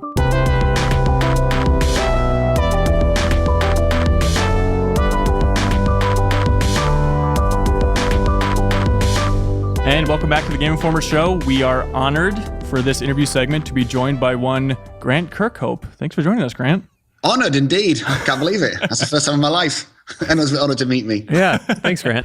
So Grant is a video game composer. Do you prefer just composer in general or video game composer? I like to be just general media composer these days, but I don't really mind. Okay, sure. That sounds good. So you would definitely recognize some of his work. He's worked on some incredibly big games. And since this is like the N64 special episode, we kind of wanted to focus on your work in that era working with Rare. That's very kind. Okay. You want to just talk about how you got involved with Rare initially? Oh, it's a complete fluke. I'd spent 11 years on and off unemployment after university playing in rock bands and stuff like that. I had a friend called Robin Beanland who was a keyboard player in one of the rock bands I played for in my local area. And one day he up and announced that he got a job, and it was like, what? Us rock people don't get jobs, we have an employment benefit, So anyway, I went to work at Rare. And about a year and a half after he'd been there, he said to me, Grant, you've been on unemployment for 11 years. Perhaps it's time you got a real job. Why don't you try and do what I'm doing? So I said, well, I don't know if I can do it or not, because I'd written songs for the metal bands that I played for, but I hadn't composed anything. Even though I got taught theory at university, I wasn't very good at it. So he sort of recommended me to buy an Atari ST with a Mega RAM, a massive Mega RAM. Perfect. And a copy of Cubase, and I bought a synth, and I just did what he told me, really. I tried to write some tunes, and I sort of sent 5 cassette tapes off to Rare over the course of a year and never got a reply. And then out the blue, I got a letter saying, please come for an interview, and can you write 3 tunes to bring with you? And I think it was like a Batman-y type piece, a fighting game piece, because we were doing KI2 at the time. Okay. And they wanted someone to play guitar, and I play guitar. And something else like a Mario type tune. So I did that, went for the interview, and Dave Wise interviewed me with Simon Farmer, the general manager, and I got the job, much to my surprise. What is it like being interviewed by David Wise? It was all right. Dave's a good guy. It was like, they were just, I guess Donkey Kong 1 was out and Donkey Kong 2 was just about to come out. I think it was 1995. I think I've got that right. Okay. So it's pretty special. And they'd made the news, even the UK National News had reported that Nintendo had bought a 49% share of the company, which was a big deal, because they'd never done it before. So it was quite exciting to actually be there in the car park with all the Ferraris all parked around. It was no, it was great. I don't know what I thought really. I was just a guy who played in metal bands. I didn't know much about anything else really. Yeah. So everyone at the studio was riding pretty high after that purchase? Oh yeah, I think. They'd had such a lot of success, even prior to being Rare, when they were Ultimate Play the Game. They had massive success. It wasn't like they were like strangers to it. And the NES went fantastically well, and then the SNES was going really well, and the N64 was just kicking off. So they had a real magic to that studio. It was a very special place to be, I think. Yeah. What was it like? Can you describe the kind of culture inside the studio around that time? It was just like, I never worked at Disney, but I would describe it as being like Disney because it was so magical. And everybody got along, and the Stamper family were really great because they owned the whole thing. So, Tim and Chris were the kind of main bosses, and Stephen, the brother, worked there. Carol, Tim's wife, worked there. Louise, the Stamper worked there. The mum and dad Stamper worked there. Carol's dad worked there. It was just a completely family-run company, in the middle of nowhere, in the middle of Twycross. With all these kind of old barns that are being slowly converted into workspace, and it was just it just felt like everything they touched at that point just kind of turned to gold. I guess it was kind of the start of their big kind of ascendance, and I was just honored to be, even be there, and especially with me to actually get paid to do something. I'd spent such a long time on unemployment to actually get a job when they paid me to do something that was pretty incredible. So it was it was amazing, yeah. So do you think it was sort of your experience with metal in specific, in particular, that kind of helped you get a foot in the door with Killer Instinct in mind? I don't know. Probably the reason I got work to Rare is because Robin Beanland worked there, and he recommended me. That's probably the reason. All right. I don't know if I was any good or not. I think it was probably more the fact that he thought that I was a good friend and he could trust me. I played guitar, and they were looking for somebody because they had I think they had 4 people there at the time, like Dave, Evelyn, Robin, and Graham Norgate, who were the music guys, and they were getting, because they were getting more teams and more people. They needed more people to do sound anyway, really. So I just think I was lucky at the right time to be there, and Robin said, he's all right, and maybe we could use him, and it kind of worked like that. So yeah. Nice. So were you a fan of video game music going into that place, or what was your general take on video games at that time? Oh, no, I was. Yeah, I played a lot of games at that point. I played an awful lot of games. I guess my favorite thing was probably Zelda: Link to the Past. I always quote that. That was one of the first tunes that really made me think, God, this music's fantastic. I love that tune so much. I still love it to this day. I think it's a great piece of music. The Overworld, or which one in particular? The Link to the Past one, the actual well, all that music in the game was. I mean, all the Overworld themes are great. The dungeon themes are great. All of it's great. All the music in that game is great. And I played, I don't know, I played tons of SNES games at that point. And I kind of SNES was my first console. I didn't get the NES. Yeah, I mean, I hadn't played any Rare games at that point. I just played like the Nintendo stuff and I don't know, tons of other stuff. Yeah, so yeah, sure. I mean, I really liked it, and I just didn't think there was a job writing music for it really, or that I could do it even. Yeah. So going into the video game industry then, and specifically then shifting over to the N64, what surprised you about developing for that system? It surprised me how little memory space you had. I'd never had, because like when you sit at home right with a synth, you use full quality sounds and you do all that stuff. It doesn't occur to you. You have to kind of, I didn't realize you had to kind of get those sounds and make them as tiny as you could and loop them so they sound awful, and then resample them down to like 16 kilohertz or maybe even 11 or maybe even 8 if you didn't get away with it, to try and save space. Like having to loop cymbals for Goldeneye was like, I didn't realize that was a thing. So, because the cymbal has such a long release on it, when you go, it takes such a lot of space and memory. Right. Graham Norr gets into me, we have to loop cymbals, Grant. I said, what do you mean loop cymbals? So you have to kind of put a loop point in it and use an envelope to fade it away. So it kind of goes like that. Right. It's like, that doesn't sound very good. It's like, I'm afraid that's where it's going to be, Grant. I'm sorry. And now it's just become like the iconic sounds of like the N64 for that era, and it's all just because of the hardware limitations. Yeah, so it wasn't so much the hardware because it could play it. It was just a memory. It wasn't because it was a cartridge. It wasn't. I mean, people think that the console wasn't powerful. It was. It could have played full quality music full quality 44 kilohertz if it wanted to, like CD quality. You just couldn't. You couldn't store it. It was just massive. So then, speaking of Goldeneye specifically, I remembered at the time that, the intro, which was very, a very metal version of the James Bond theme to bring things into Goldeneye, like that sounded really, really good, especially for that system, especially for something, playing music off of a cartridge and trying to emulate real instruments. Was that track like disproportionately larger, and did it take up more memory than a lot of the other tracks comparatively? Not especially, not really. It was the metal guitar that I played that. We cut it into bits. We worked out that to play the Bond theme, you probably needed like 4 different bits. Okay. You needed or whatever, however it was. So we cut it, and we realized we could create the whole theme by these 4 sections. So rather than having a big long thing, you kind of cut it into bits and played it, and that's how it worked like that. You had to learn all these little tricks. Yeah, it's weird to come from a musical background and then basically have to become a mathematician to try and figure all this stuff out. Was it a culture shock? Was it a fun challenge to try and rethink your entire musical learning up to that point? I think it was at the start of culture shock. But I think after a while it got to be fun. You tried to get in as much as you could, and we all tried to get a sample smaller than the next person. I've got a smaller sample than you, and it still sounds good, So I get a bit like that. So it was a challenge, and I think I think sometimes when you get to be so restricted like that, you have to sort of hopefully write a good tune because you haven't got anything else. You haven't got like a 1-finger synth wash that sounds amazing like you can now with like 1 finger. Right. You have to kind of hopefully write a good tune and a decent set of chords. I'm not saying I did that, but I tried. But I think that that's in that respect, I think it made you a bit more inventive. And I like a lot of the guys that I know from back then do write good tunes because they had to. You had nothing else, Yeah, definitely. So do you think that the quality of music back then was stronger because of limitations and people were more creatively inspired? Or do you think it's just the fact, also as far as how much nostalgia there is for that era, just that you couldn't fit that much music on those old games, and so therefore they had to loop more, so they were driven more into people's heads?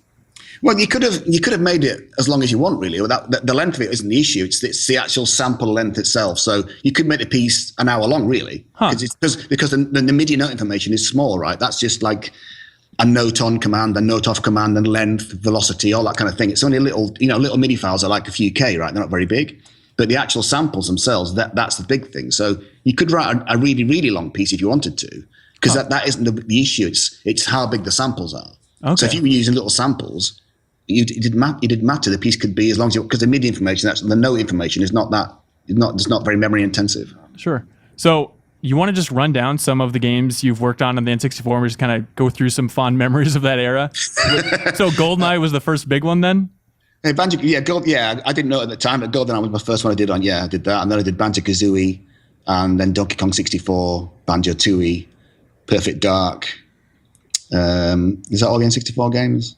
I think there's like the Project Dream thing. Oh, yeah, that turned into Banjo-Kazooie, so I did that, yeah. Okay. And I worked on some other games like helping out, and but not actually writing the music. Sure. So that was it really. I think those. Did Project Dream have a different soundtrack then before it kind of evolved into Banjo-Kazooie? Yeah, because it was like an RPG. It was more like a Zelda-y type thing. It was the music was way more not as bouncy and quirky. It was kind of more Zelda-y. So yeah, that's how that turned out in the first place. Yeah. Do you still have those musical files? Yeah, I do. I have all the MIDI files, but I haven't got them all like physically recorded. So I could recreate them. I guess I've got a friend of mine who tons of people now can hack the N64, so you can get to the actual sound samples in the N64. So it's possible to recreate it all. Yeah. Oh, awesome. You realize you could release that album and make a killing. Be like Rare's forgotten soundtrack from the N64. People would love to hear that. Well, some of those tracks are on my website, actually. I thought if only I owned the music, I could do that. But unfortunately, I guess Microsoft must own it now, I guess. I think I saw someone tweeting at you the other day asking if, hey, are these those lost tracks? And you couldn't do much more than kind of wink at them. But yeah. Some of the I did put some of the banjo stuff up on Bandcamp for free and stuff because people kept asking me for the soundtrack. But I kind of felt it wasn't really legal, so I took it down again. It's really legal. You're over in England; they can't do anything. But actually, are you in LA? I'm in LA. Yeah. Sorry. Damn it! Never mind. Sorry. Right. So, do you want to talk about writing the music for Goldeneye? It must have been a fun process. Did you go back and watch a lot of Bond movies and kind of take musical notes throughout them? Oh yeah, totally, absolutely. I mean, like when I first got there, I was doing I was converting Dave Wise's tune from DK2 to the Game Boy. It's my first job. Mm-hmm.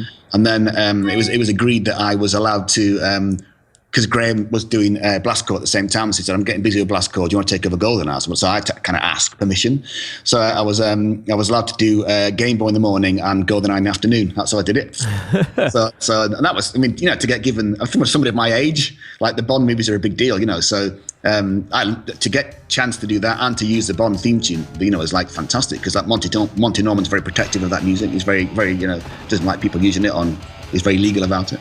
Right. So yeah, that was amazing. So I had to spend days just going through all the Bond soundtracks and listening to all the pop songs that precede all the movies, so there's tons of influence in all the music, for me that, I nicked bits of the Duran Duran track and all that stuff, because it was just such great fun to do. It was amazing.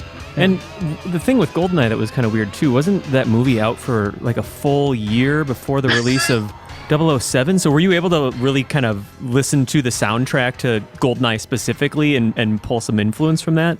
Yeah, I mean, I think, we were supposed to have the game out for the same time as the movie, but it was like so behind. Yeah. And it was, honestly, Goldeneye was a really bad game for a very, very long time. And everyone just thought this is going to be a disaster. And also, Rare and Nintendo didn't want the multiplayer, and the team did it in secret. Right.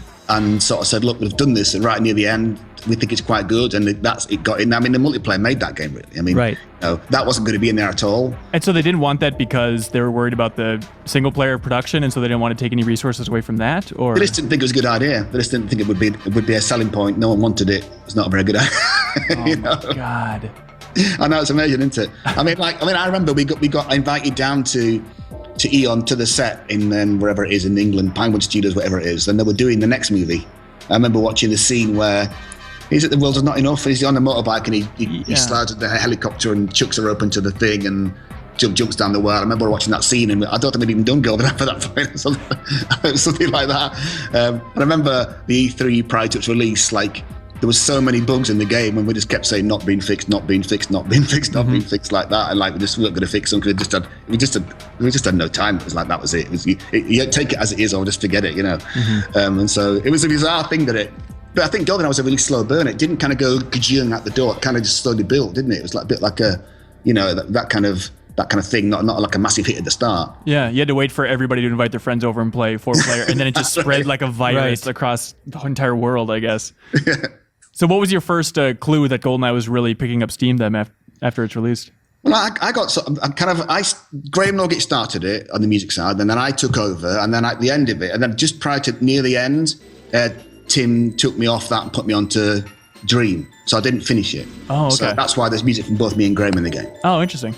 Yeah, so I kind of lost track of it because like, you get put on another team, and that, it was all a bit like that. So, and all of a sudden it was like everyone was talking about it. It was a bit weird. And then I remember we all got called to the meeting room, the team, and Tim was there. Said it's all going very well, lads. And we've bought you a little present, and they bought us all one of those. The Omega watch that Bond wears in the movie. Oh yeah, Sure. They bought us all a watch each. I mean, they were quite expensive, I thought at the time, And we were all like, "Oh my God, this is fantastic," So yeah, I kind of sussed that it was doing quite well. and now you see people, making and selling the watches with the health and armor bar and stuff on them and stuff. Comes up on Reddit every other week. Right. Yeah, stuff Yeah. like that. I think they're cool. I want one of them. I think they're cool. Yeah, I like those. Yeah. Do you still have that watch?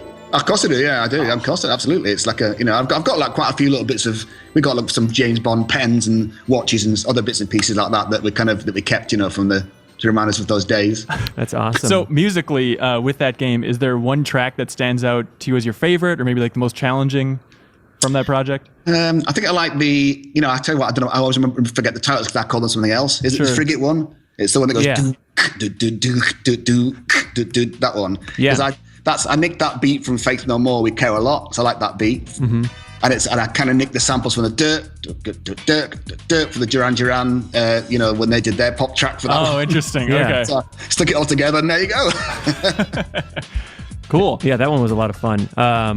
Specifically because I think you get like the shadow machine guns. It was like only for that level that you would have those guns.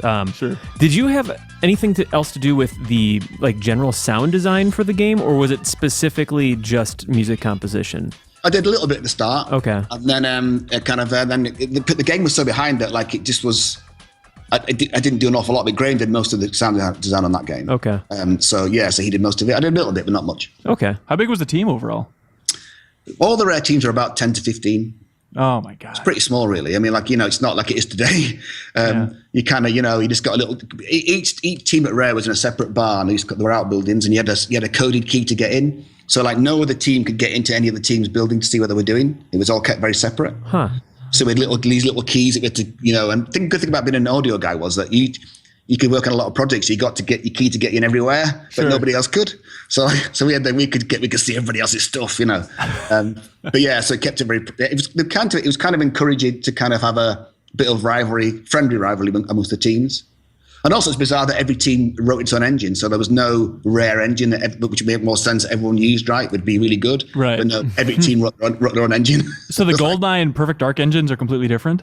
That was the same team basically, so they kept the same engine, but the Banjo-Kazooie was their engine, the Conker was their engine, Donkey Kong was their engine. It was all separate. It was a bit weird. Was that as a point of pride, or why would you? I don't know. Just the way they did it at the time. I mean, I guess it doesn't really make sense now, but it was back then. Everyone did their own bit, and that was it. And then it's bizarre to think that then there's the Banjo-Tooie levels, which are like the first-person riffs on Goldeneye, kind of. So it's like the Banjo-Kazooie / Tooie engine trying to emulate the Goldeneye / Perfect Dark one, but no technology. They had to look through the windows of the barn just to see what was going on in there for inspiration during that. And everyone's engine did something better than everybody else, the other person. So no one had the engine that was perfect. Everyone had bits that were good. That not everything was great. So you should have just combined it all, but it never worked out. What was the philosophy behind keeping it so separate? Was it rivalry? I just think it was a kind of friend. They always did that. It's just a kind of friendly rivalry, I suppose. Even when we were building to the big building down the road, it was still the same. We couldn't get in to the barns. It was all kept separate. Do you think that helped fuel the creativity and kind of the technological breakthroughs of Rare overall? Like, do you think that was a factor in their success? I think it did at the start. Okay. Definitely. Yeah, I think it did at the start. It kept people were like, you were trying to be good. You wanted to impress the bosses and all the rest of it and make a good game. And, so yeah, it was like definitely a kind of friendly rivalry about stuff. Definitely. And I remember, but we were doing Dream and it wasn't working out very well. I remember Tim trooping us all across to the Conker barn to see the very early version of Conker's 12 Tales, it was called at the time. And it was absolutely fantastic. And we just went, oh, shit, that's so good. And our game's just crap. It was really upsetting. And so at that point, we completely changed how we did the engine for our game, how we did it, and changed to the Conker system. And ironically, then Conker fell behind because of design issues, and we ended up coming up before them, which is a bit bizarre. But they were so far ahead of everybody else. I mean, that team was great, yeah. So Conker's did play a part in the change of direction with Project Dream then? Yeah, because like I think we were doing this kind of elaborate floor. We had a real elaborate floor system where you could like stretch it to any shape, like tons of polygons. It was amazing landscapes, but the N64 couldn't run it. It was too processor intensive. Okay. And like Conker were doing it the good old Mario way. That's how they did it. And they had a great level at the start. It was fantastic, really exciting. And we were like, oh god, this is really good. And Tim was like, look at this, it's really good.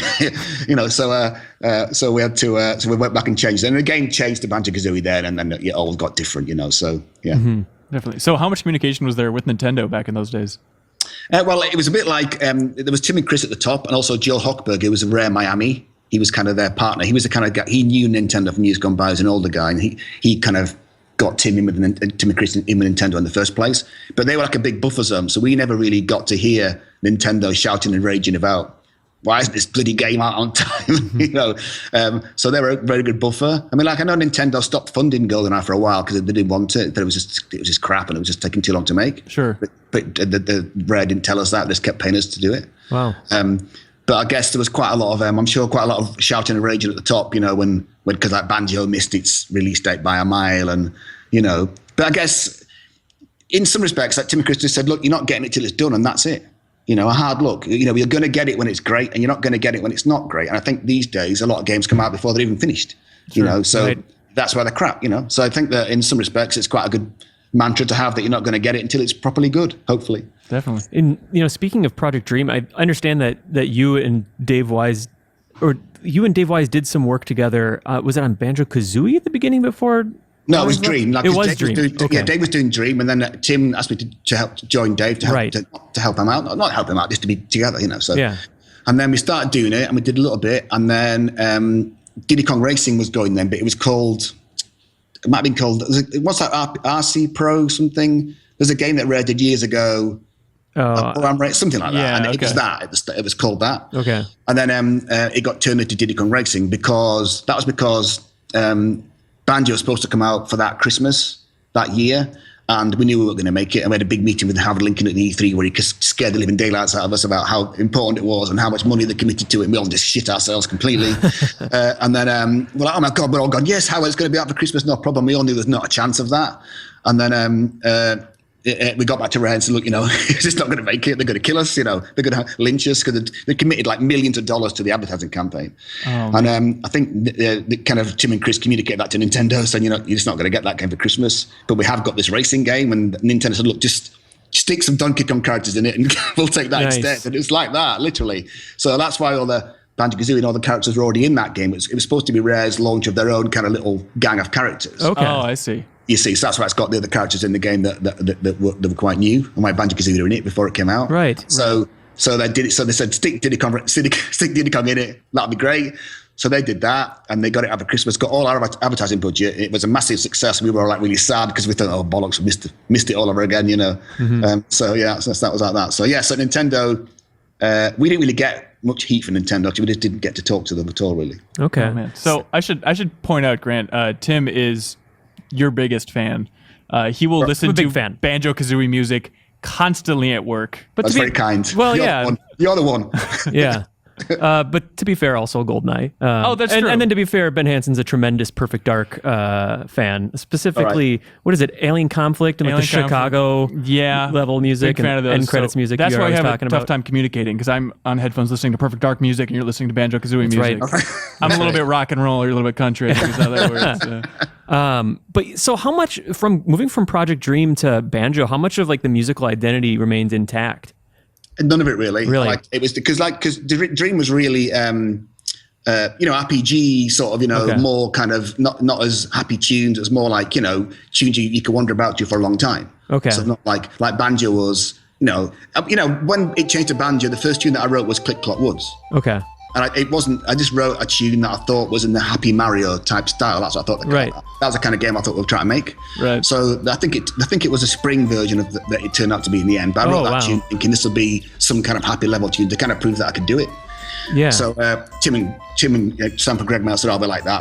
That seems great." So that's how it kicked off. But after that, I kind of changed to that quirky Banjo-Kazooie style, because I kind of felt that I didn't want to write a happy, sweet tune like Nintendo do, because I mean, they do that really well, and that kind of jazzy style really, really well. But I thought I need to make something a bit different because I don't want it to be the same as that.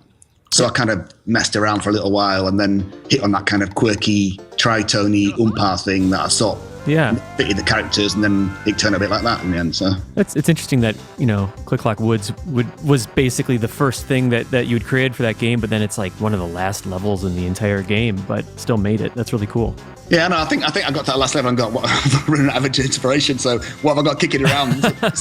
This will do. So it kind of, I thought it fitted it. It worked well with the kind of channel fade stuff for the different seasons and what have you. So yeah, it was bizarre, really. Yeah. And you mentioned, you know, not wanting to take too much from Nintendo, but you know, we were talking before. You're a big fan of Koji Kondo, and can you just talk about trying to evoke some of those feelings of, like, you know, happy-go-lucky without, or maybe just talk about your inspiration and your appreciation of Koji Kondo.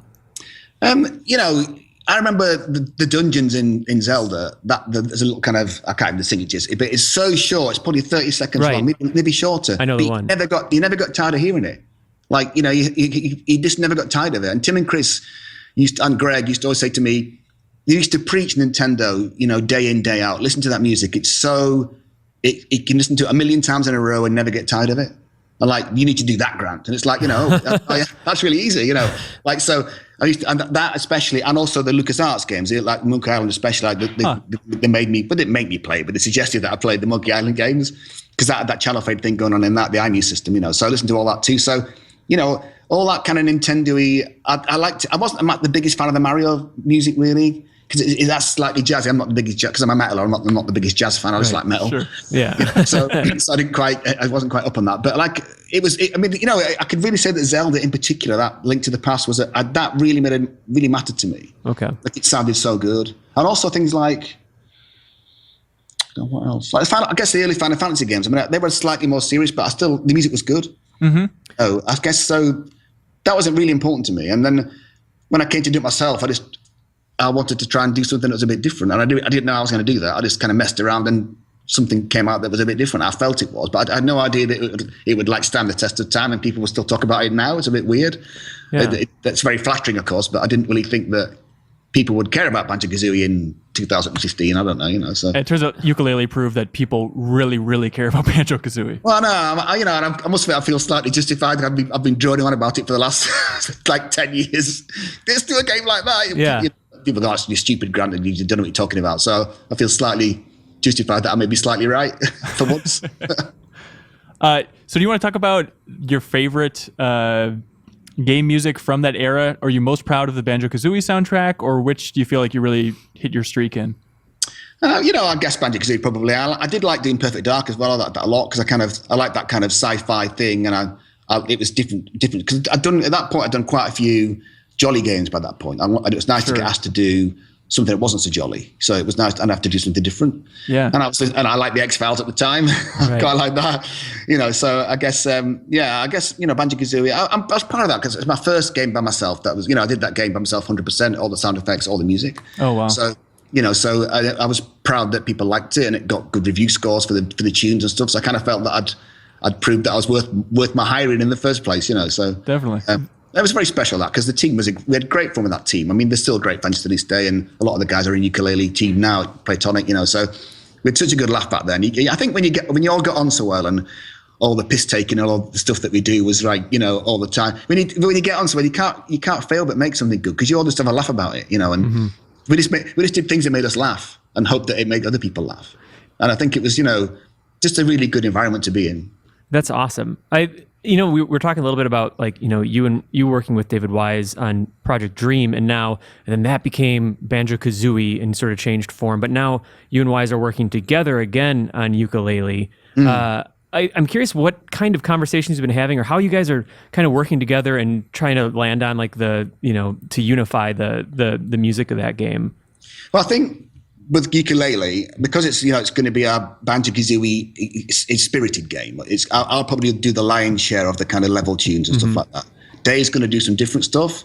I don't want to get into too much detail like right now, but like, so it's obvious to me and Dave, because me and Dave have got very different writing styles, but it's obvious to us who should do what and who should do the other thing and whatever it is, you know, so it's a bit like that. So, like me and Dave, like we ended up being in a pub rock band towards the end of Rare. Oh, okay. I was a singer and Dave was like a sax player. We were terrible, but it was good fun, you know. A bunch of Rare fans out at the concerts then with you guys?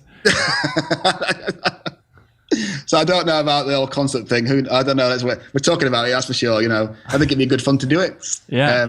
So we're just thinking about that now because we've done it in the past together. We could probably have a bit of a laugh doing it again. You know, so as long as I just said to Dave, we have to come on to the Donkey Kong rap. We have to come on and everyone chanting the DK rap as we walk on. All right, let's break down the DK rap for a second from Donkey Kong 64. Can you take us back to the time when that song was conceived and how that whole thing came about?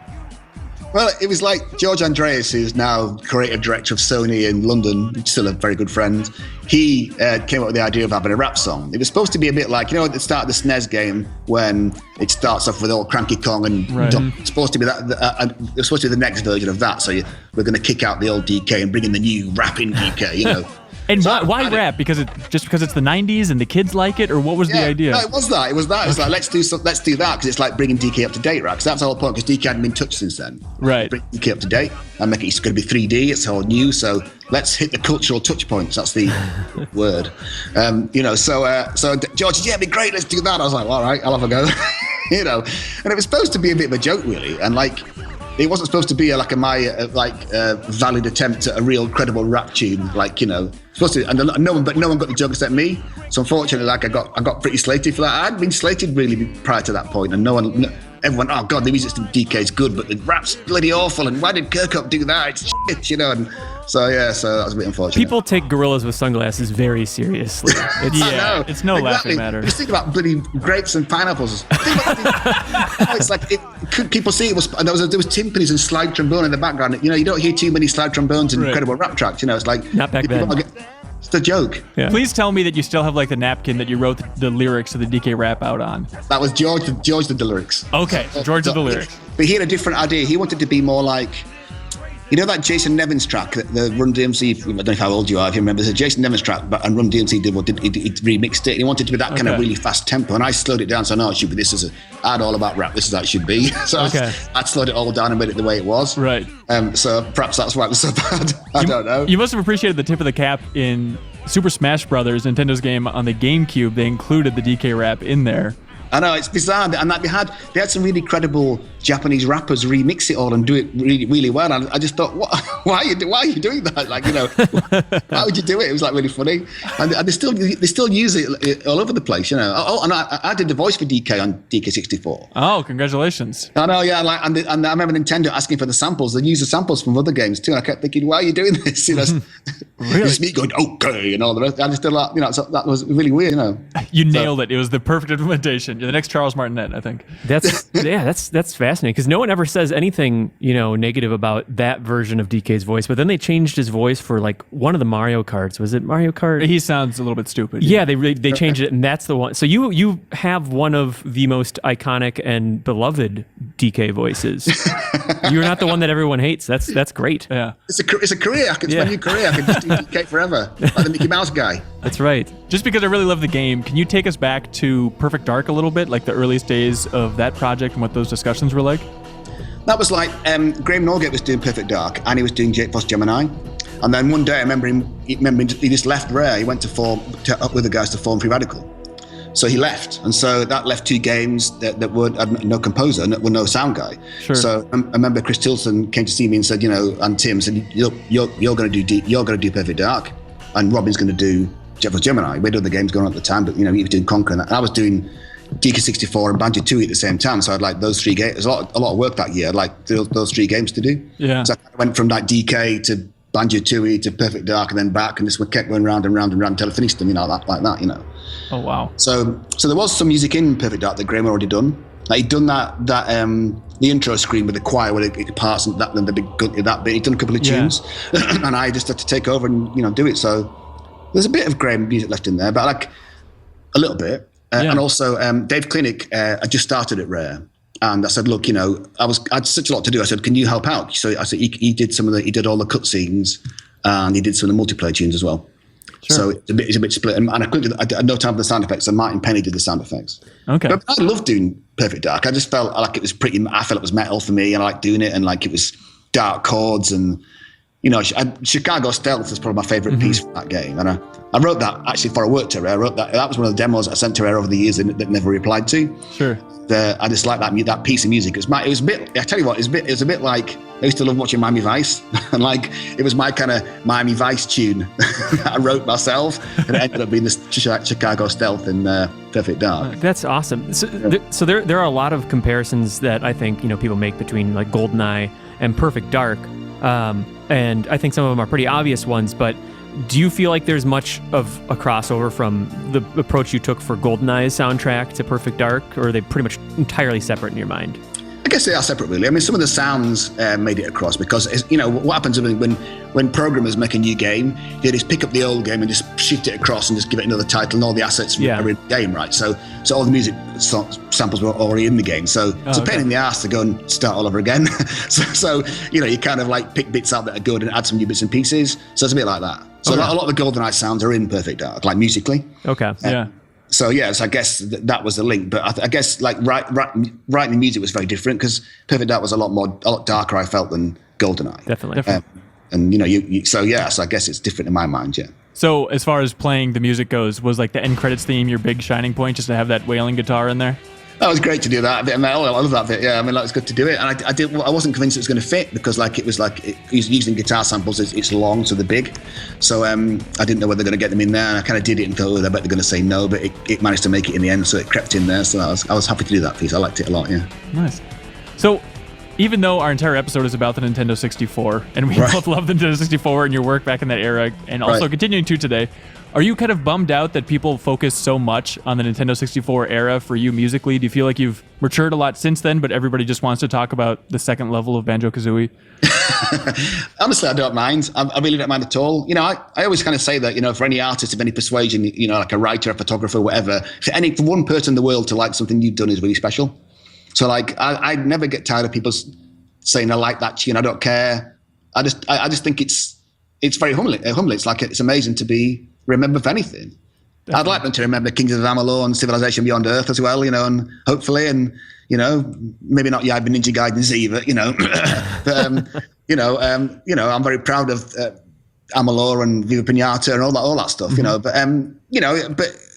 I tend to get a bit of a split audience. I get a lot of people like the old stuff, but I get a lot of people like the new stuff too, so I kind of get a bit of both. Yeah.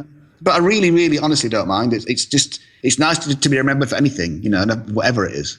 And on the topic of people remembering the N64 era, you talked a little bit about like when, your bosses were like, hey, Nintendo does great music, just do that, and how intimidating that was and a tall order.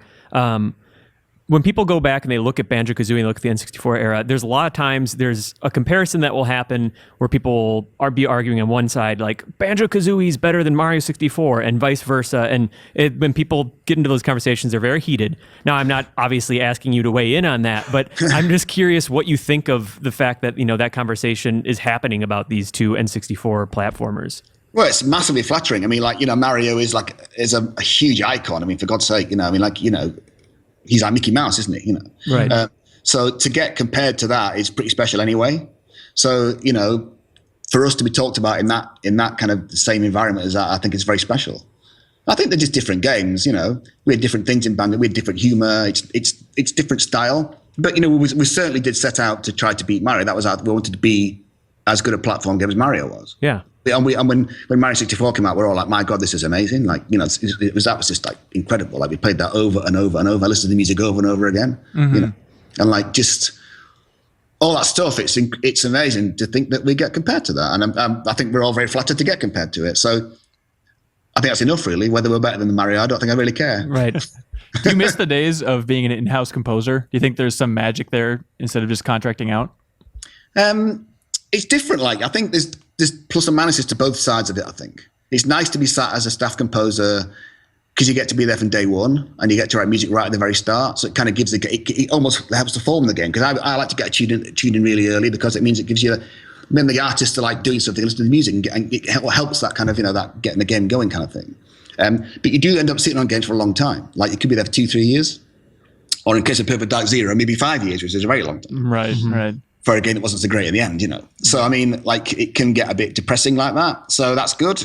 And the contract thing is good because you get to like jump in at the end, near the end a lot of the time. So, and it's very exciting things are getting going, and let's get in with the music and get the orchestra and all the rest of it is fantastic stuff. But then you tend to just go from frying pan to frying pan to frying pan. So you go, I did Civilization and then something else, and I can't talk about, of course, as usual. But like you just end up going, I'm on this game now, and so you end up writing a massive amount of music. Like I've written in the last couple of years, I've written such a massive amount. I can't get over how much music I've written. I don't know where it comes from. I forget. Like, but I was doing.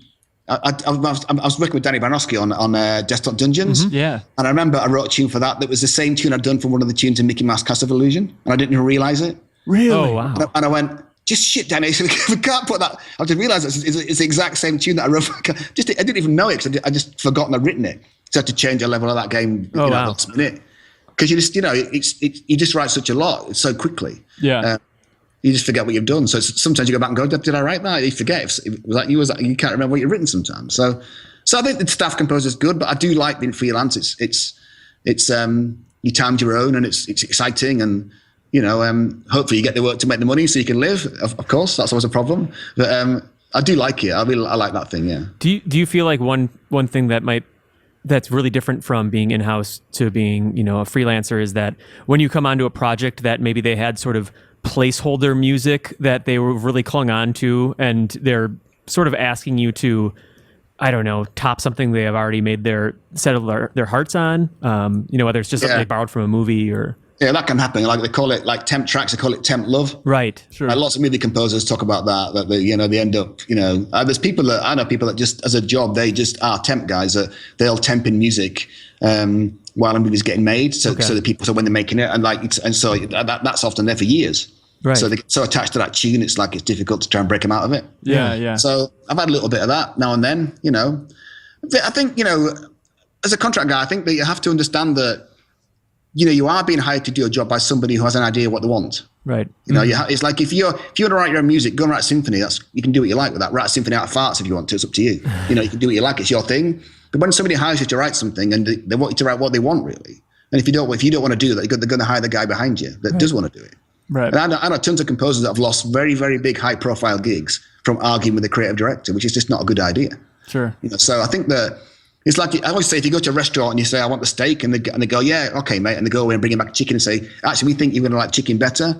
You're going to say, I paid for the bloody steak, I want the bloody steak. Right. It's a bit like that. So I think that you have to get into that mindset. So I think when you're a staff composer, like I was kind of known as being a grumpy old bugger at Rare, I suppose. So I used to moan it all the time. So they used to know, oh God, here he comes. He's come to moan about something. So a lot of the programmer guys used to get very used to me moaning. I'm sure they'll all agree with that.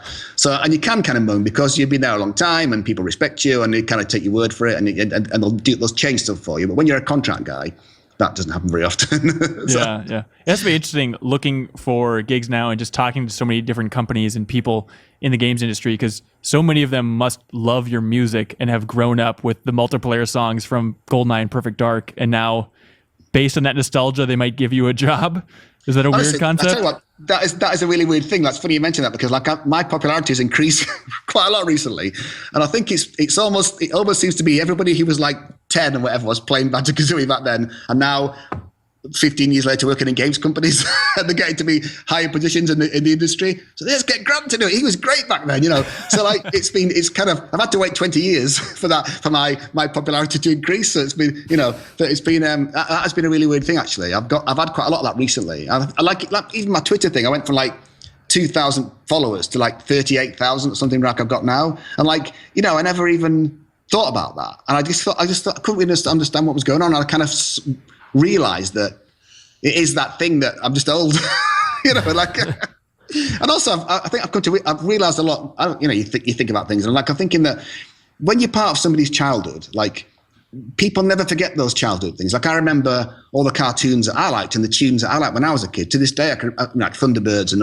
Stingray and all that great stuff, Right. And I mean, you never forget that, do you? And I kind of realized that all the kids that like will remember Banjo-Kazooie forever, probably. Oh yeah. But the 5 and 6 to 10, whatever they were at the time, and I never really understood that. And like, it's just occurred to me very recently that that's probably why I've got a little bit a little bit popular, which is all good, of course. Right. But of late, I think people, and obviously it's easy to access. If I could get to access to John Williams and tell him I think he's fantastic, I'd do it. Right. Now, but he hasn't got a Twitter page because he's 82 and probably or 83 and probably doesn't do that stuff. You know. Right. So like a lot of most people now, have all got a little social things, and people can get you and say, A, I think you're shit, or B, I think you're good. Right. You know.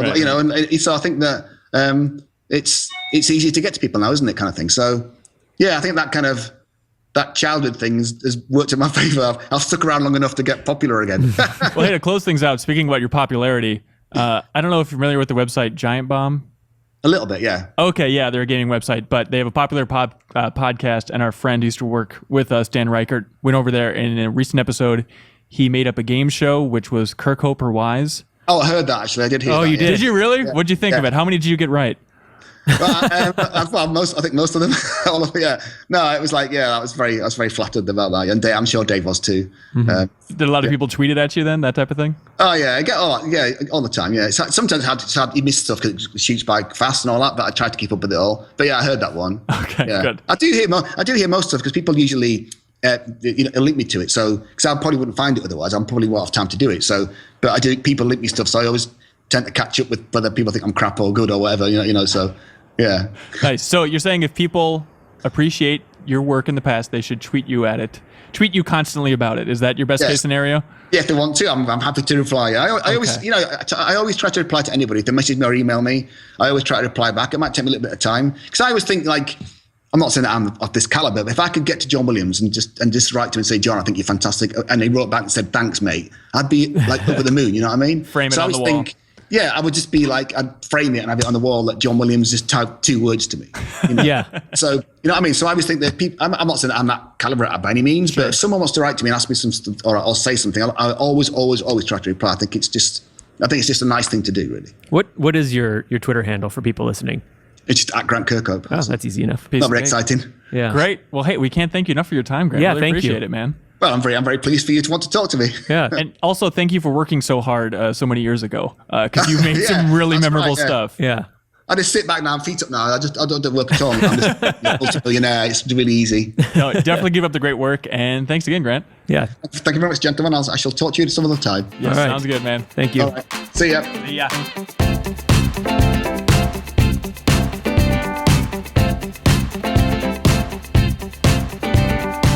And welcome back to the Game Informer Show. We are honored for our third and final segment here to be joined by 2/3 of Mega64. How would you guys describe yourselves? 100% of Mega64. Anybody who is not here right now is regrettably no longer considered. Right.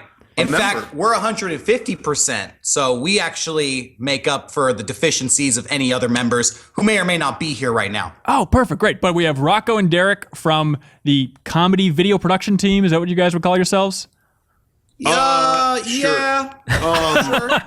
Elemental Force. Yeah. Basically just a sexuality expo. That's Rocco's summation of us. I like to think of us as spiritual warriors. Okay, perfect. What do you guys think? Give me like your top 3 most popular videos that people, even if they hate you guys, have probably watched. Okay. Good question. Even if they hate us. Especially if they hate That us. they if they hate can't us. avoid on the internet. They would have stumbled across it at some point. Yeah, they probably have seen. We did a Tetris video in 2004, Right. Where someone made themselves into a real life Tetris block, Yeah. and walked around. That's been on that's been ripped and put on every. When MySpace first started, there was a ripped version of that, like on the front page. Yeah, we Like, helped it's been- launch MySpace. We helped launch nowhere MySpace. without us. In fact, I'd say we're most famous for doing video game skits in public. You've probably seen Yeah. Tetris, Assassin's Creed, Yeah. or our Resident Evil 4 in public recreation. Those are our biggest videos. Probably those top 3. I think the Resident Evil 4 one might have been the first one that I've seen from you guys, but basically does that guy have a name? The merchant. The merchant, the salesman. merchant, yeah. Going around, and then eventually it ended up with the police being called on you guys. Yep. And I love going again and again, like, what are you buying? What are you buying? In the old days, nothing. Yeah, it's just the best delivery for that stuff. Yeah, that was good. That backfired on us, though, because every convention we go to, that's the only question people ask us. Oh, no. So like a Q&A at a panel, it's just that over and over again? Yeah. Okay. yeah. Which is, it's fine, but sometimes I don't realize they're quoting the Yeah. video. So I think they're selling something. And so it just gets really awkward because it's like, I don't know, what are you selling? It turns into a free exchange of goods, and then they didn't realize it. Sure. Cross out the rest of your questions. Yeah, I guess this is what you're buying 13 times. But how did you guys evolve to the point of nailing that format of just kind of interacting with the public, keeping it like under 4 minutes, that type of thing? I mean, we just, honestly, Mega64 started as a public access show, and it was going to be a half-hour series. This with was a in bunch 2002. It was, half-hour episodes with sketches in it, but they were, they kind of ran long. And actually, something that helped in the beginning was we sent VHS tapes of our skits and sketches and stuff to people who we really wanted to know about it. And one of our favorite bands was the Aquabats. Okay. And we wanted to use their music. Shouts out to the Aquabats. Shout out to the Aquabats. We sent a tape to them, and their manager emailed us back. This was weeks after we had started filming Mega64, and they sent us an email back that was, there's some neat stuff here, but man, you got to make this way shorter. Like, this is way too. Your Frogger sketch cannot be 9 minutes long. Please stop. And we were. I remember being really the hurt. term thrown around was you are a one-trick pony. Yeah, this is like a one-trick pony thing. Like, don't do that. Okay. One trick, 9 minutes. I remember being really hurt because I was pretty young at the time, and that really hurt me. That couldn't have been better, honestly. Like, for that to happen, that was the best advice we ever had. For that to happen early on really helped. So then after that, we started keeping things to like, 90 seconds and or 2 minutes or whatever, and that helped early on at a time when YouTube didn't exist. We had videos that were really punchy, and it wasn't a big commitment to download the 30 meg MPEG file and watch it. It really helped us early on, I think, to get out there. Definitely.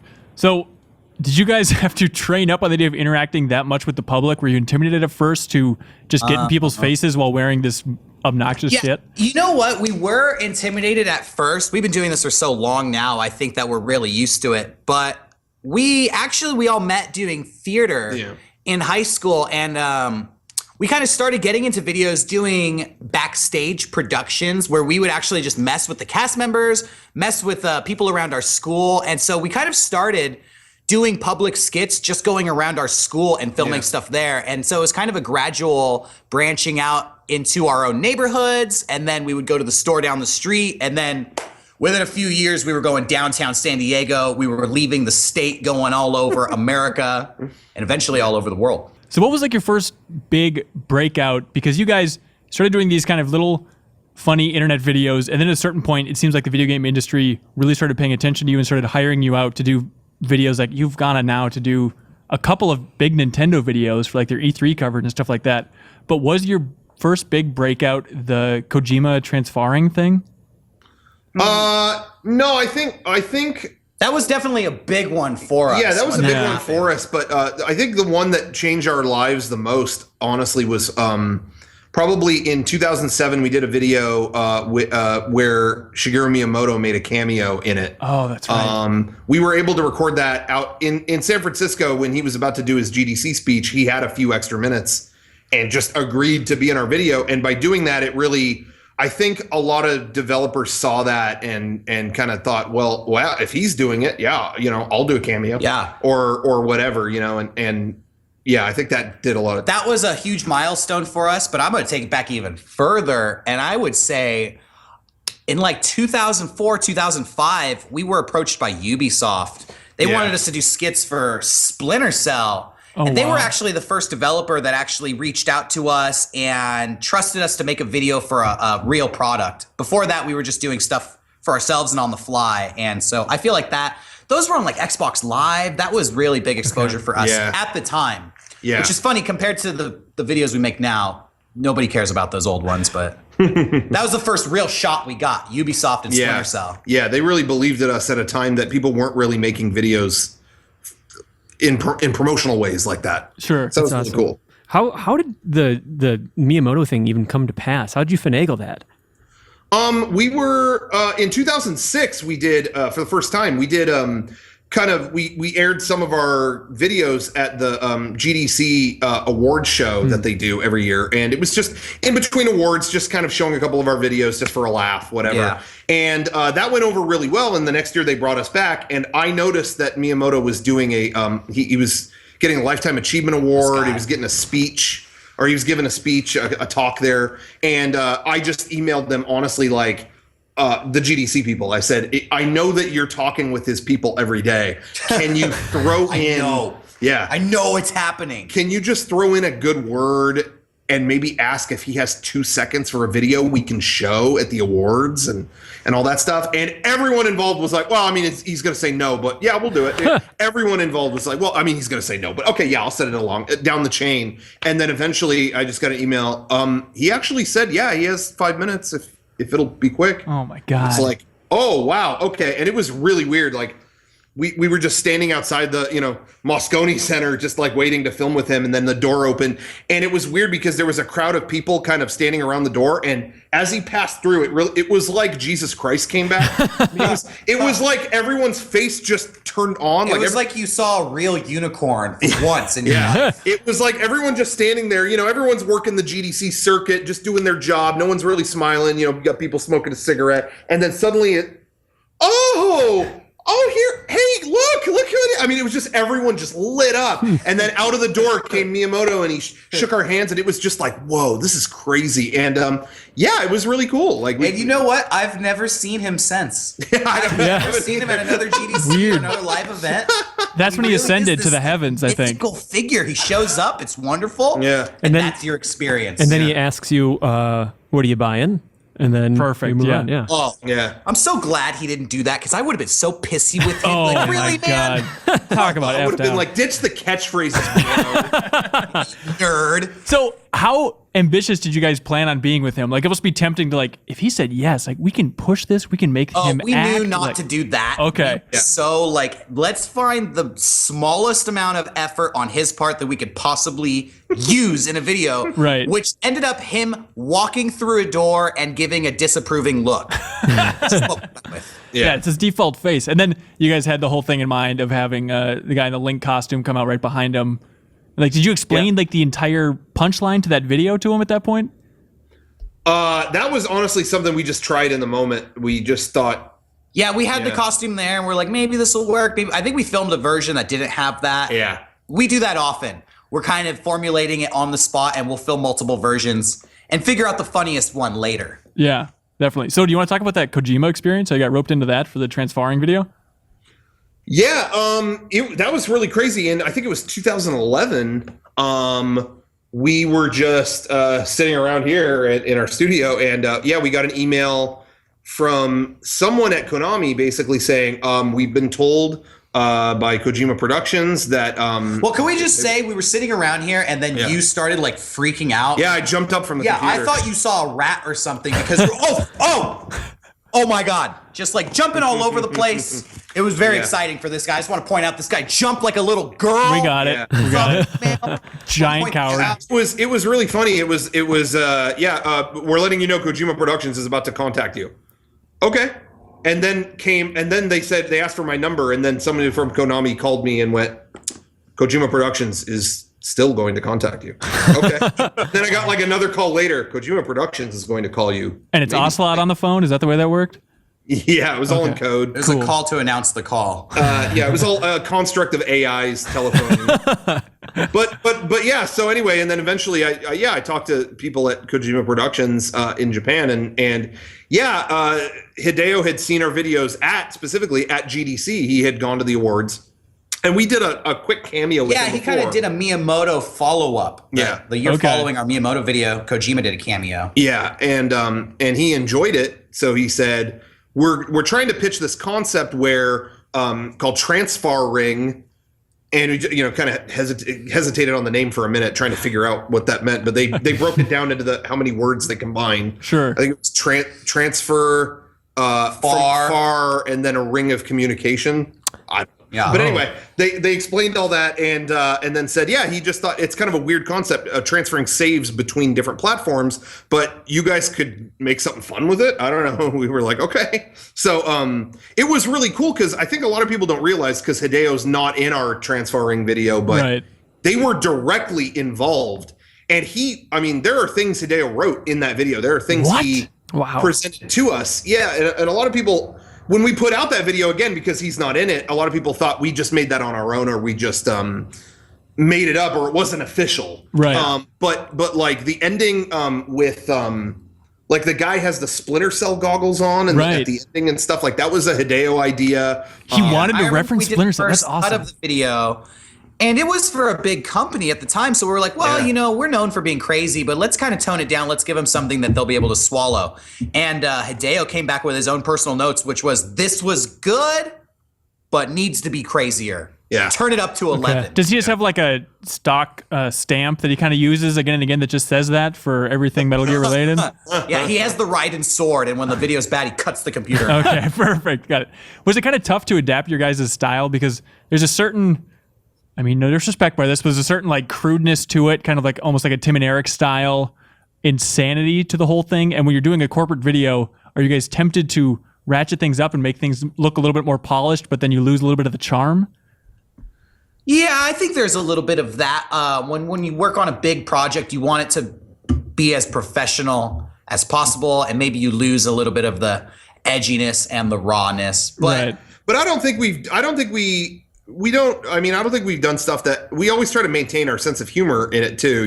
There'll always be a degree of, like we did some stuff for Nintendo more recently, and I think they maintain our sense of humor for sure. Absolutely. But there are moments where you have to, okay, the purpose of this is to communicate all of this information that Nintendo wants out for, E3 or whatever. So I guess by default, you do get a little bit of, this is there's a slight bit of corporateness to this part, but that's why it's here, and I don't think it takes away from the sense of humor that's in place from the rest of it. Yeah, I think when we work on a big project like that with a big company, we realize that it's our role to make it funny, and it's their role to, make a video that benefits their company. And so we kind of have to find a middle ground, but we're always just trying to push the jokes in there and see what will fly. And we're just trying to push it towards the funny end of the spectrum. And that's what we're good at. That's what we focus on. So was the first video you guys did with Nintendo that Terminator Reggie video from last year? Is that the first official one? Well, they have like PR companies or whatever that they work with, and we had done a couple things with them before, not directly with like Nintendo or Reggie, but like through their PR companies. We had done a few videos in the past. We did for one Nintendo products. Yeah, we did one with for Super Mario 3D World where Derek threw his cat away. Yes. You'll have to look that up. Wait, sorry. so that it's funnier than it sounds. No, we were just watching it, and I was trying to figure out why the hell I had that music from the first stage in my head, and now we both have it in our heads. Remember this from you like humming it again and but again. Anyway, so like that was done kind of like through their PR company who, we had talked to, and they would send us stuff every now and then, whatever. Sure. But the one last year with Fiza Mech, the kind of robot, kind of Terminator version of Reggie, that was the first thing we had done with them where it was actually at the top, meaning like our reviews were submitted to Reggie and approved by him, and like the upper management and stuff like that. That was the first time we had done it on an official capacity where they actually hired us to do that stuff. That was no middleman. Yeah. So what's it like to direct Reggie? Awesome. Yeah. Reggie, great. Can I just say, if anybody out there doesn't know Reggie, he's really funny. He's really nice. And what's the word? He's down to do whatever, basically. He was really like, there was no pretensions about Reggie. Yeah, he was really cool. I never had this feeling. I don't think any of us ever had this feeling like, oh, he's not going to do that. Oh, no, he was down for whatever. In fact, he was like suggesting stuff. Yeah. When we were there, shots weren't working out or the setups weren't working out. And he'd be like, oh, let's just spin this whole room around. Just grab that table, drag it over. He was like dragging tables around, setting up stuff. He was like part of the team. What's really funny, is like, it was just hanging out with one of the guys. But what was really funny, though, is that when he would get into explaining something or suggesting an idea for something, it's really funny, when we work with guests like him, we never really, and I think this is actually something that has helped us. We don't really fanboy out. Like I'm a huge fan of some of these people, but Sure. but they're just another guy working, you know what I mean? And I think we've always had that attitude. But it was hard when we were filming with Reggie to, I associate him with doing keynotes and, Nintendo Direct. And it was kind of funny a couple of times when he would suggest or, explain an idea, you'd hear that voice and, we would talk about the shot and he would go, a suggestion. The security guard would call me Reggie. I don't think you would call me Mr. Fiza, man. And just in that voice, it's just like, it just sounds like a Nintendo Direct. And so I'd have moments where it would kind of make me crack up. But other than that, it was just, he was a great guy. I shouldn't say he is a great guy. He's still around. And you guys just did the video for like announcing the whole World Championships thing this year, where like you have Reggie playing a Virtual Boy. Like, this is an awesome thing that they're willing to poke fun at themselves in that way. Yeah. It was really cool. And actually, speaking of the Virtual Boy, one of the coolest moments of filming that video for them, we were behind the scenes on this year's Nintendo E3 2015 video, and making that video, there's a shot Reggie is playing the Virtual Boy yelling, "These games are great!" Yeah. And we actually brought most of those props ourselves. Like when he's playing with all the classics, he's got the GameCubes and the Super Scope, all that stuff. That was all our stuff. We brought that stuff. They told us like, Nintendo has a lot of that, but honestly, if you have it, it'd be easier if you could just throw it in a suitcase, which we did. We had it all. Nice. So we brought it. The only thing we didn't have was a Virtual Boy, and I told them, and they were like, well, if that's the only thing we have to dig up, that should be pretty easy. So don't worry about it. We got to the headquarters, and Nintendo actually gave us, it was an unopened. Oh my God. Virtual Boy. I mean, it was as if you got it off the shelf today. Yeah. And they were like, so just, open that up and we'll use the Virtual Boy. And it was insane opening. Everything was still in the zip tie bags. And it was just really surreal. Like, I guess we're unboxing a brand new Virtual Boy. The fact that they had that, and there was a thing inside, a coupon for free batteries that expired almost 20 years ago. And we did call the number. Yeah, we called the number, but they didn't pick up. They didn't pick up. The person at the battery factory probably died long ago. Oh my God. It's just a skeleton iPhone at this point. That's how I imagine. You would think they would keep on going and going and going. Shout out, Energize.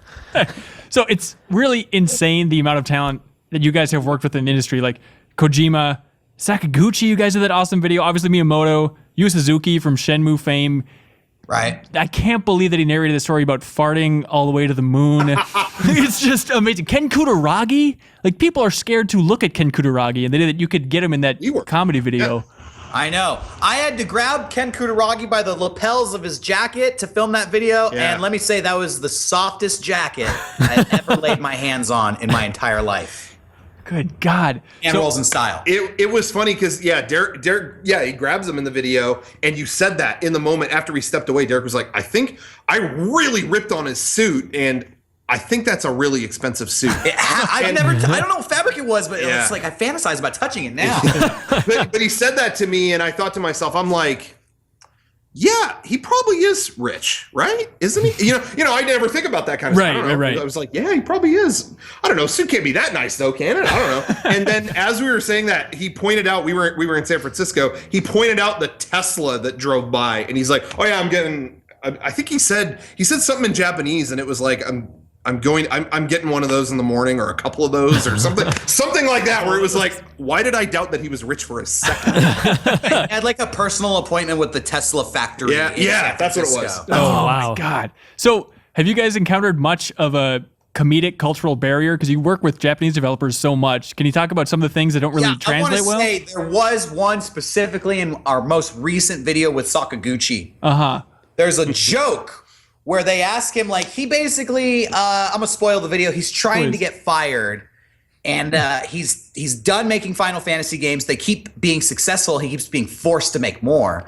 And at one point in the video, they say, "Hey, your games are so good. We want you to write a movie." And the joke was he would just shrug and go, "F it," and then just like slap the keyboard, like, "I don't care what the script is, whatever." Right. We found out through a long discussion with the translator, this gesture does not exist in Japanese culture. Yeah, they don't shrug.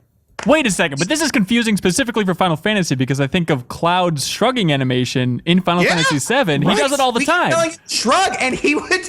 I don't want to throw him under the bus. All right, long story short, we kept asking him to shrug, and he kept giving us, no offense to him, but it's just not a part of Japanese culture, very awkward shrugs that were just not working. It just did not convey the message. It's tough to blow a shrug. Yeah.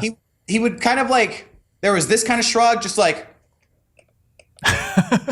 whipping the hands inward and leaning back. Right. And so we had to coach him specifically, like, hands out, lift everything up, and then just drop it. Did you have to tell him to eat the script for a Final Fantasy? He did that. No, That's fantastic. That was all on. In fact, Sakaguchi. he kind of was holding back on his level of craziness until the people he was with confirmed. He asked them, he's like, Ken Kutaragi did all this stuff last year, kind of like, am I going to embarrass myself? And they were like, no, Ken Kutaragi really did. Watch.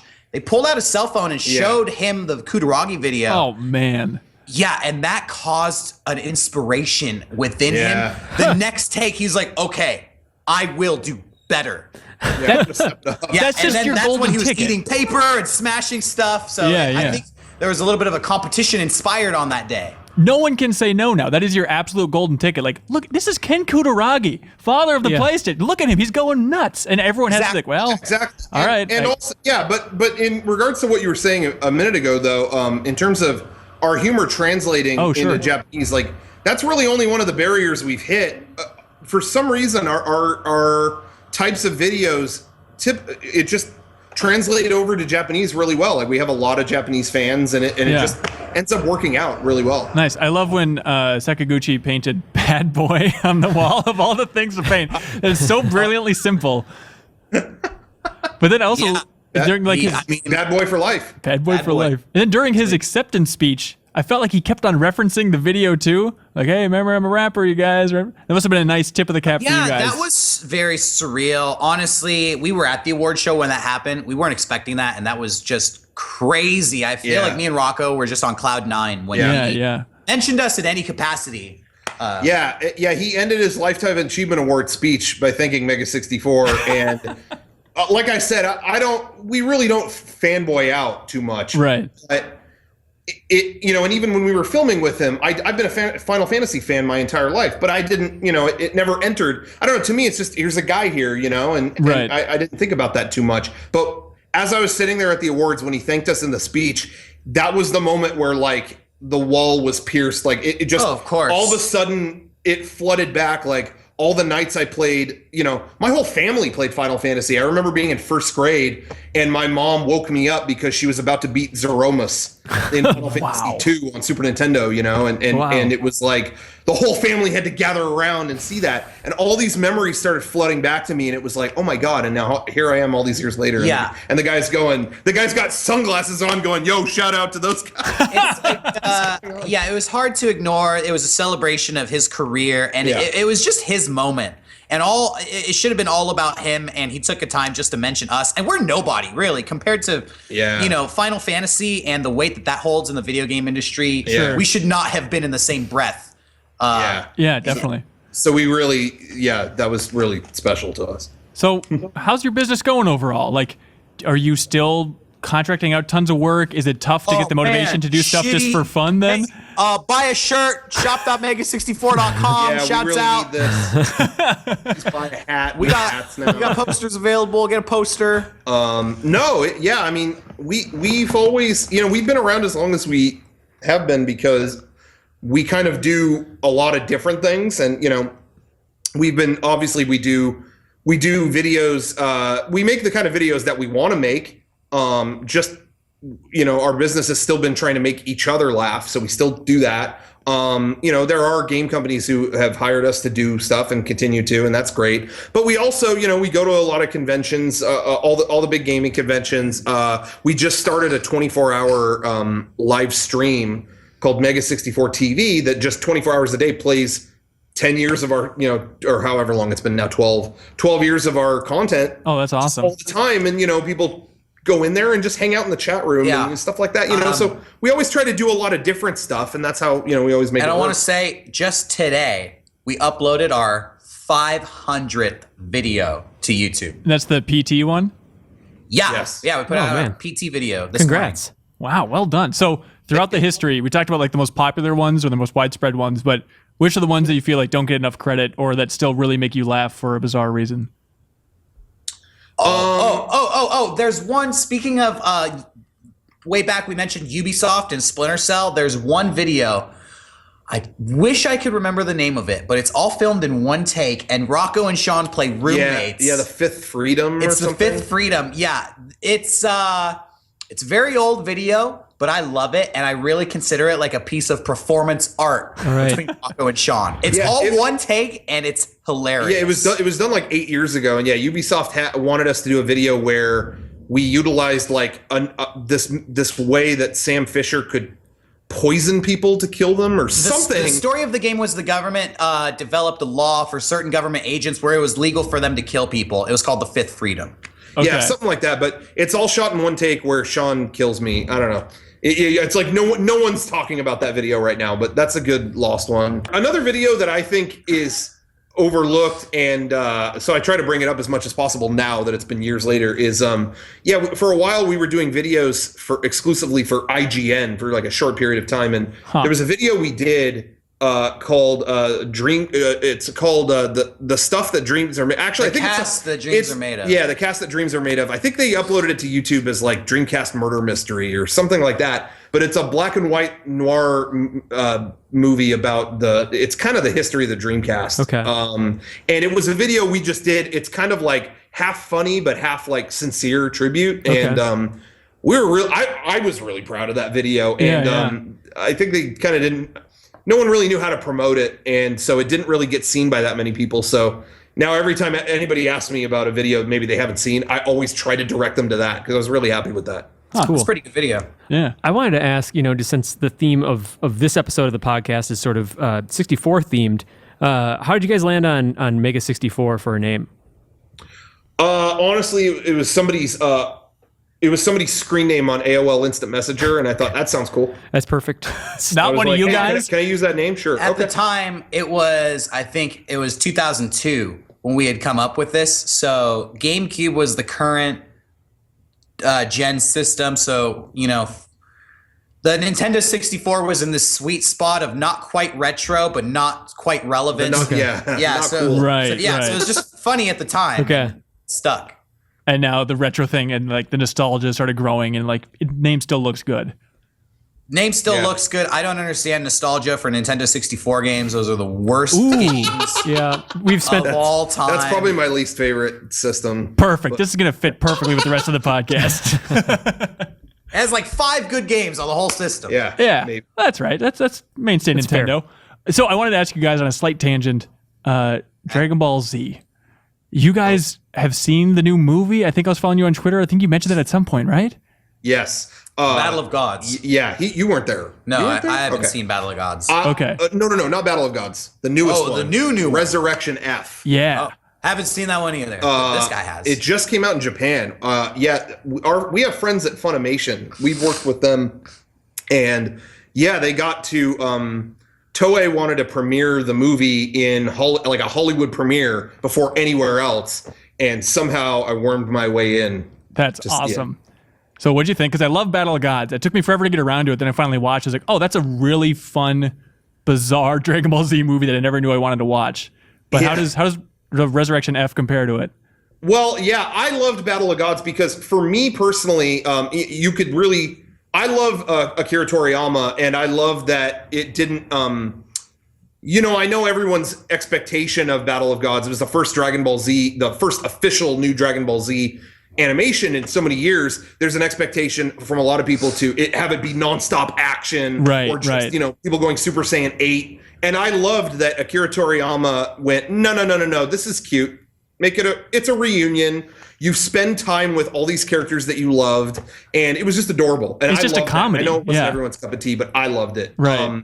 Resurrection F rightfully kind of cranks the action and the stakes up Okay. more, but at the same time doesn't forget to keep cutting back or bringing it back to funny Akira Toriyama style gags. Okay. I loved it. I thought it was perfect. I thought it was the right blend of intensity and just being goofy. And that, to me, my favorite stuff, just in general, is when it can walk that line of super intensely serious and just crazy, like hysterical, weird. Yeah. You know?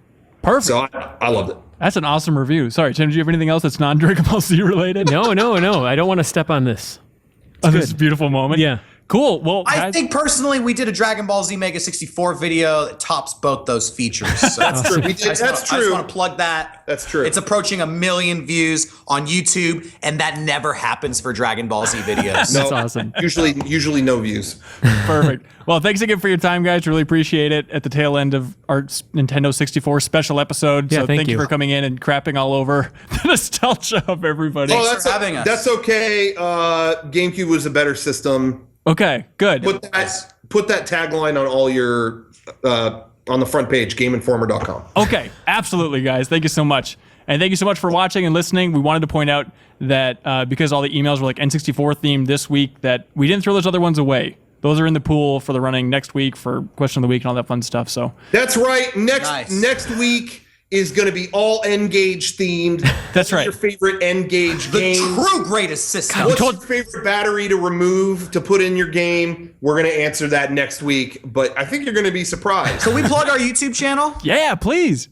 YouTube.com/Mega64. Check us out. Follow us on Twitter. Find us on Twitter. Yeah, go to Mega, but most importantly, go to Mega64.com. Yeah. No, Find- most importantly, forget that. Go to Google.com. Yeah. Search Mega64. Click search. Click the top link that comes up. Okay. I'm feel feeling lucky. lucky. Yeah. Okay. All right. Perfect. All right. Thanks for tuning in, everybody. We'll see you next week.